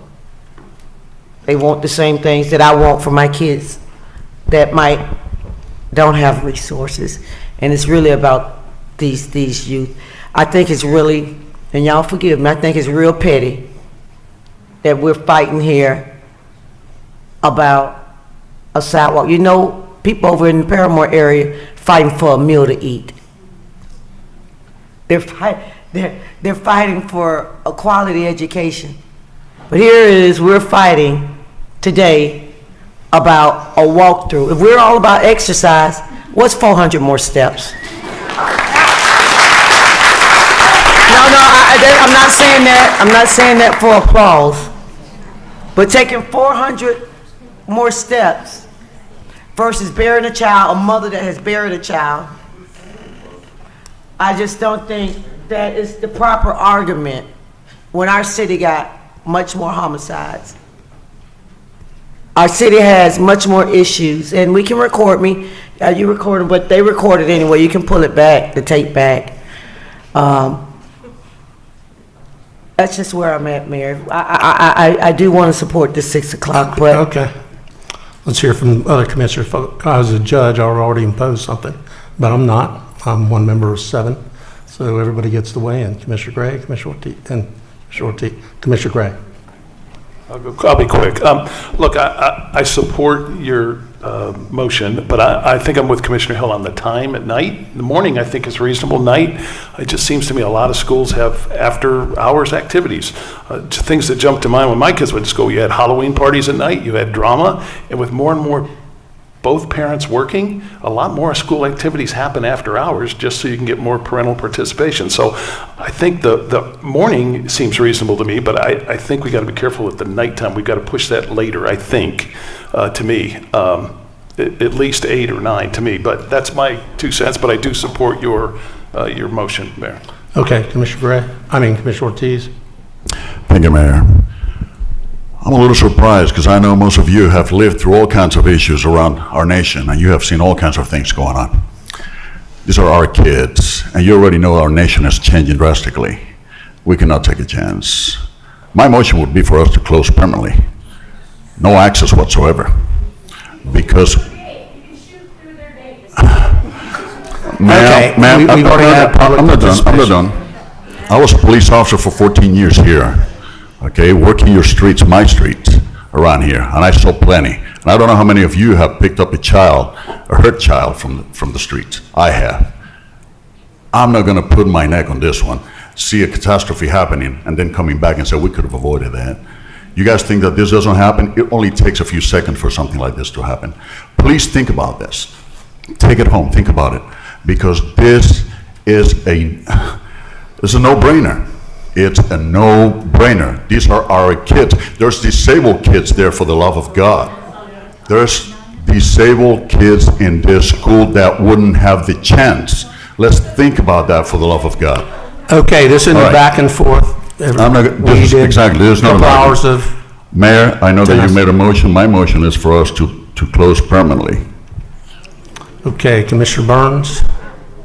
Okay, thank you, Mayor.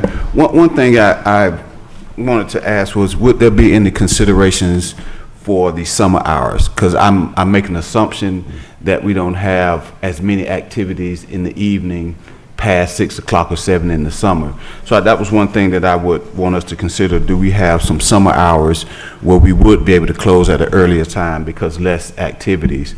But also my question, the presentation that Commissioner Sheehan presented had a fence that went along within the gate along the back end of the property. And I see it, to me, it seems like that would be a logical additional safety measure that can be put in place along with these hours. So my suggestion would be to have some consideration for some summer hours, but also there be a requirement or highly suggested that there's a fence within the gate along the back perimeters of the 2 buildings that I think would add some additional safety measures. Because I think we have to look at not just what the city can do, what the community can do, but also are there anything additional that the school could do? And I do see that fence along the perimeters may add some additional safety measures. Okay, during summer when the school is closed is already included in that. Okay. Well, I'm sorry, you said during the summer when school is closed, what are the hours? It's open. It's Gates are open. totally open, okay. Commissioner Stewart. Mayor, I am perplexed, I guess. 1996, Columbine had not happened. 380 school shootings have happened in that. I am convinced that this question would have been answered in 1996. After Columbine, the answer is shut the whole thing down because it's kids' safety, it's a concern. No, so I do like your idea about some kind of compromise. I would recommend this as a compromise. That shut down from 12 midnight to 6 p.m. each day. And that there be no more than 8 event extensions during the course of a month. And those be posted outside. You can put a little box out there. You can post those events. And go back to your point, number 7, that we come back a year from now and see if we're successful. It allows us a chance. We have done these types of extensions on property, especially like the use of a ballet and other things that we require that they do it for a certain time period. That's, and they've got to open up for 2 or 3 times a month for community meetings. Here's a similar situation where we can set the extensions at no more than 8 event extensions within a month and come back and see if the community is working better. That would allow all activity. If the school so chooses to open it up earlier, that would be their choice. It's simply determined by the gates are open. That's That kind of seems to be kind of normal to me. So if they shut down at 3 o'clock on weekends or summertime, they just keep it open. That's not a big deal.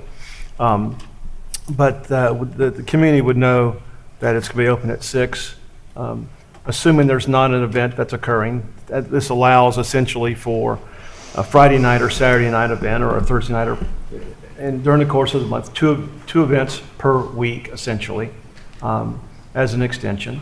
And then you figure out a schedule and work it for a year. But I don't like the 5 o'clock idea, because what you essentially will create is an opportunity for somebody to come on the property, find a hiding place, and sleep on the property until 5 o'clock in the morning. So the idea is that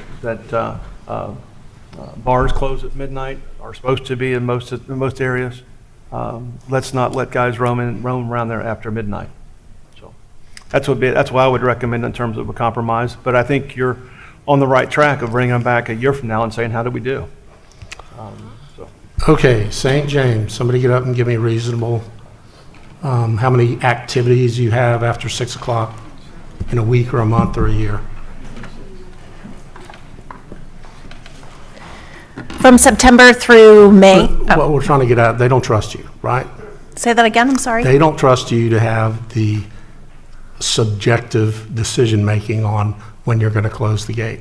So we're just trying to put in some type of objective standard. So if you didn't close the gate, then I don't actually like doing the 8 or 6 or whatever, because I don't want to count, and I don't want everybody else to have to count and call Commissioner Sheehan when they get to number 9 instead of 1 through 8. So help me here. Give me something reasonable. So between September and May, the middle of May, we have sports that are on our campus 5 days a week. What time do they go to? Usually till 7:30, 8 o'clock. I have after. I know. Hold on. I'll give you one more shot at it, David. I have after school that's every day is open until 6 p.m. And then we have after school activities that athletics are generally what our after school activities are. Drama and sports that go past 6 o'clock. Again, I'd have to have a calendar in front of me to see, but I would say 8 p.m. at the earliest. Okay. David, I'll hear from you, but I want to tell you, I just listened to the commissioners, and there's at least 4 votes to have no restrictions and just do exactly what the MPB. Okay, come on. Yeah, come on.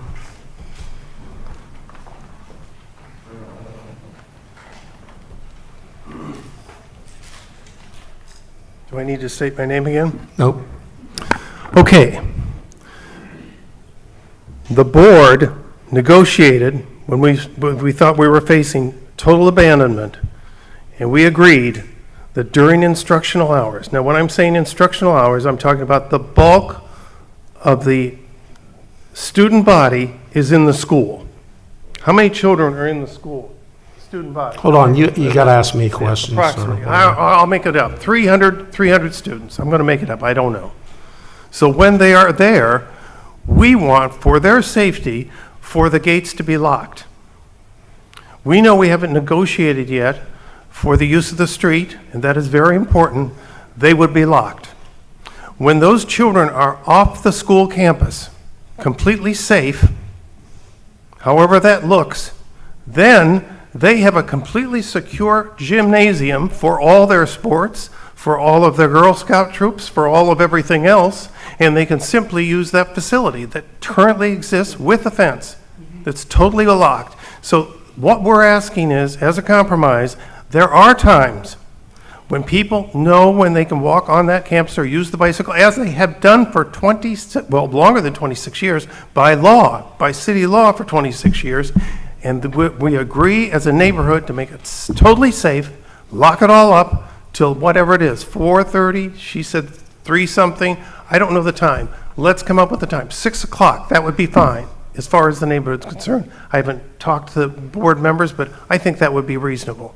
and then move your activities to the total lockdown area, the same type of lockdown area that 100% of Orange County Public Schools have, and probably every charter school as well. And they have to live by that. Why can't this school live by that? They can move right across the street. What? Okay, we're coming through the chair. We're coming through the chair. And remember, we're going to be civil with each other and like each other when all this is done. Waiting for the hug. David, the way I see it, there's at least 4 votes to have no time limits and just let them, on the trust factor, lock it. So I'm hearing 8 o'clock is reasonable for you guys. 6 o'clock is reasonable for you. So I'm not going to go to 7. I'm going to go ahead and ask the commission if 8 o'clock seems reasonable.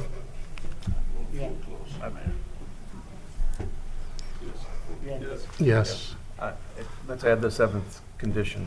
Yep. Okay, then my motion as amended is to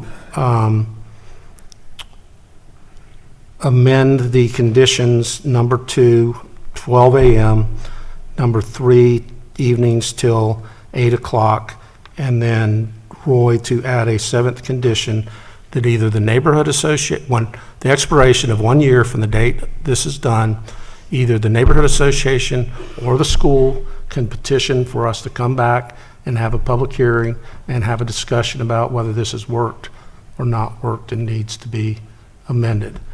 Does anybody have an idea for requiring the headmaster, and who from the neighborhood association wants to meet once a month with the school? Okay, who from the school wants to meet with David? I will. Okay, and we're also, you guys good with that? Requiring once a month in that year that there be a meeting between Mr. Martins and the headmaster at the school, and you guys work that out on your schedules.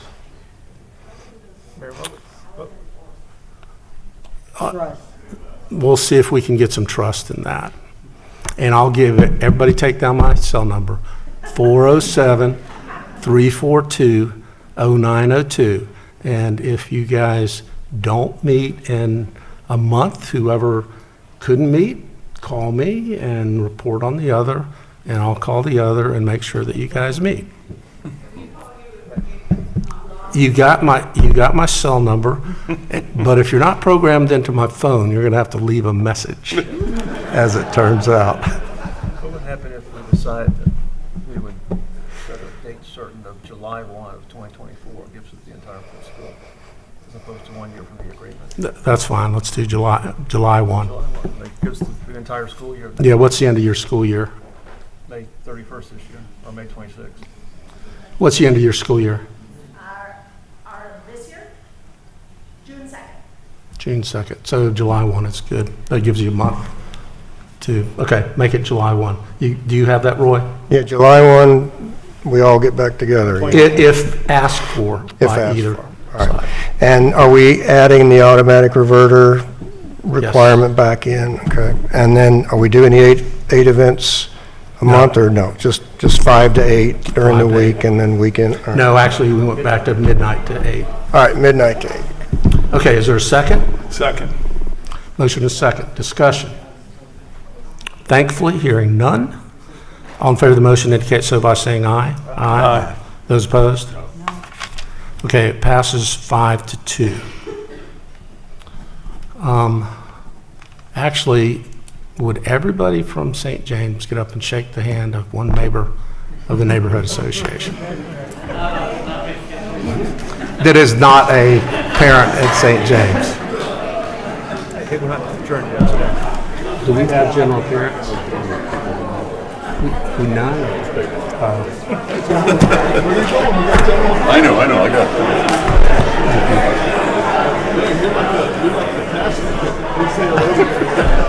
Are your dad down? Couldn't do this during COVID.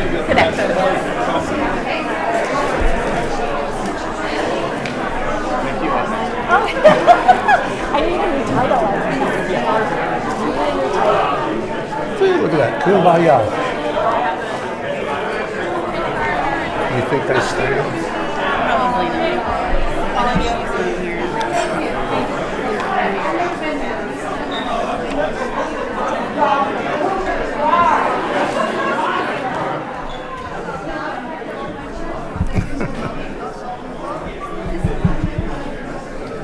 Oh, well.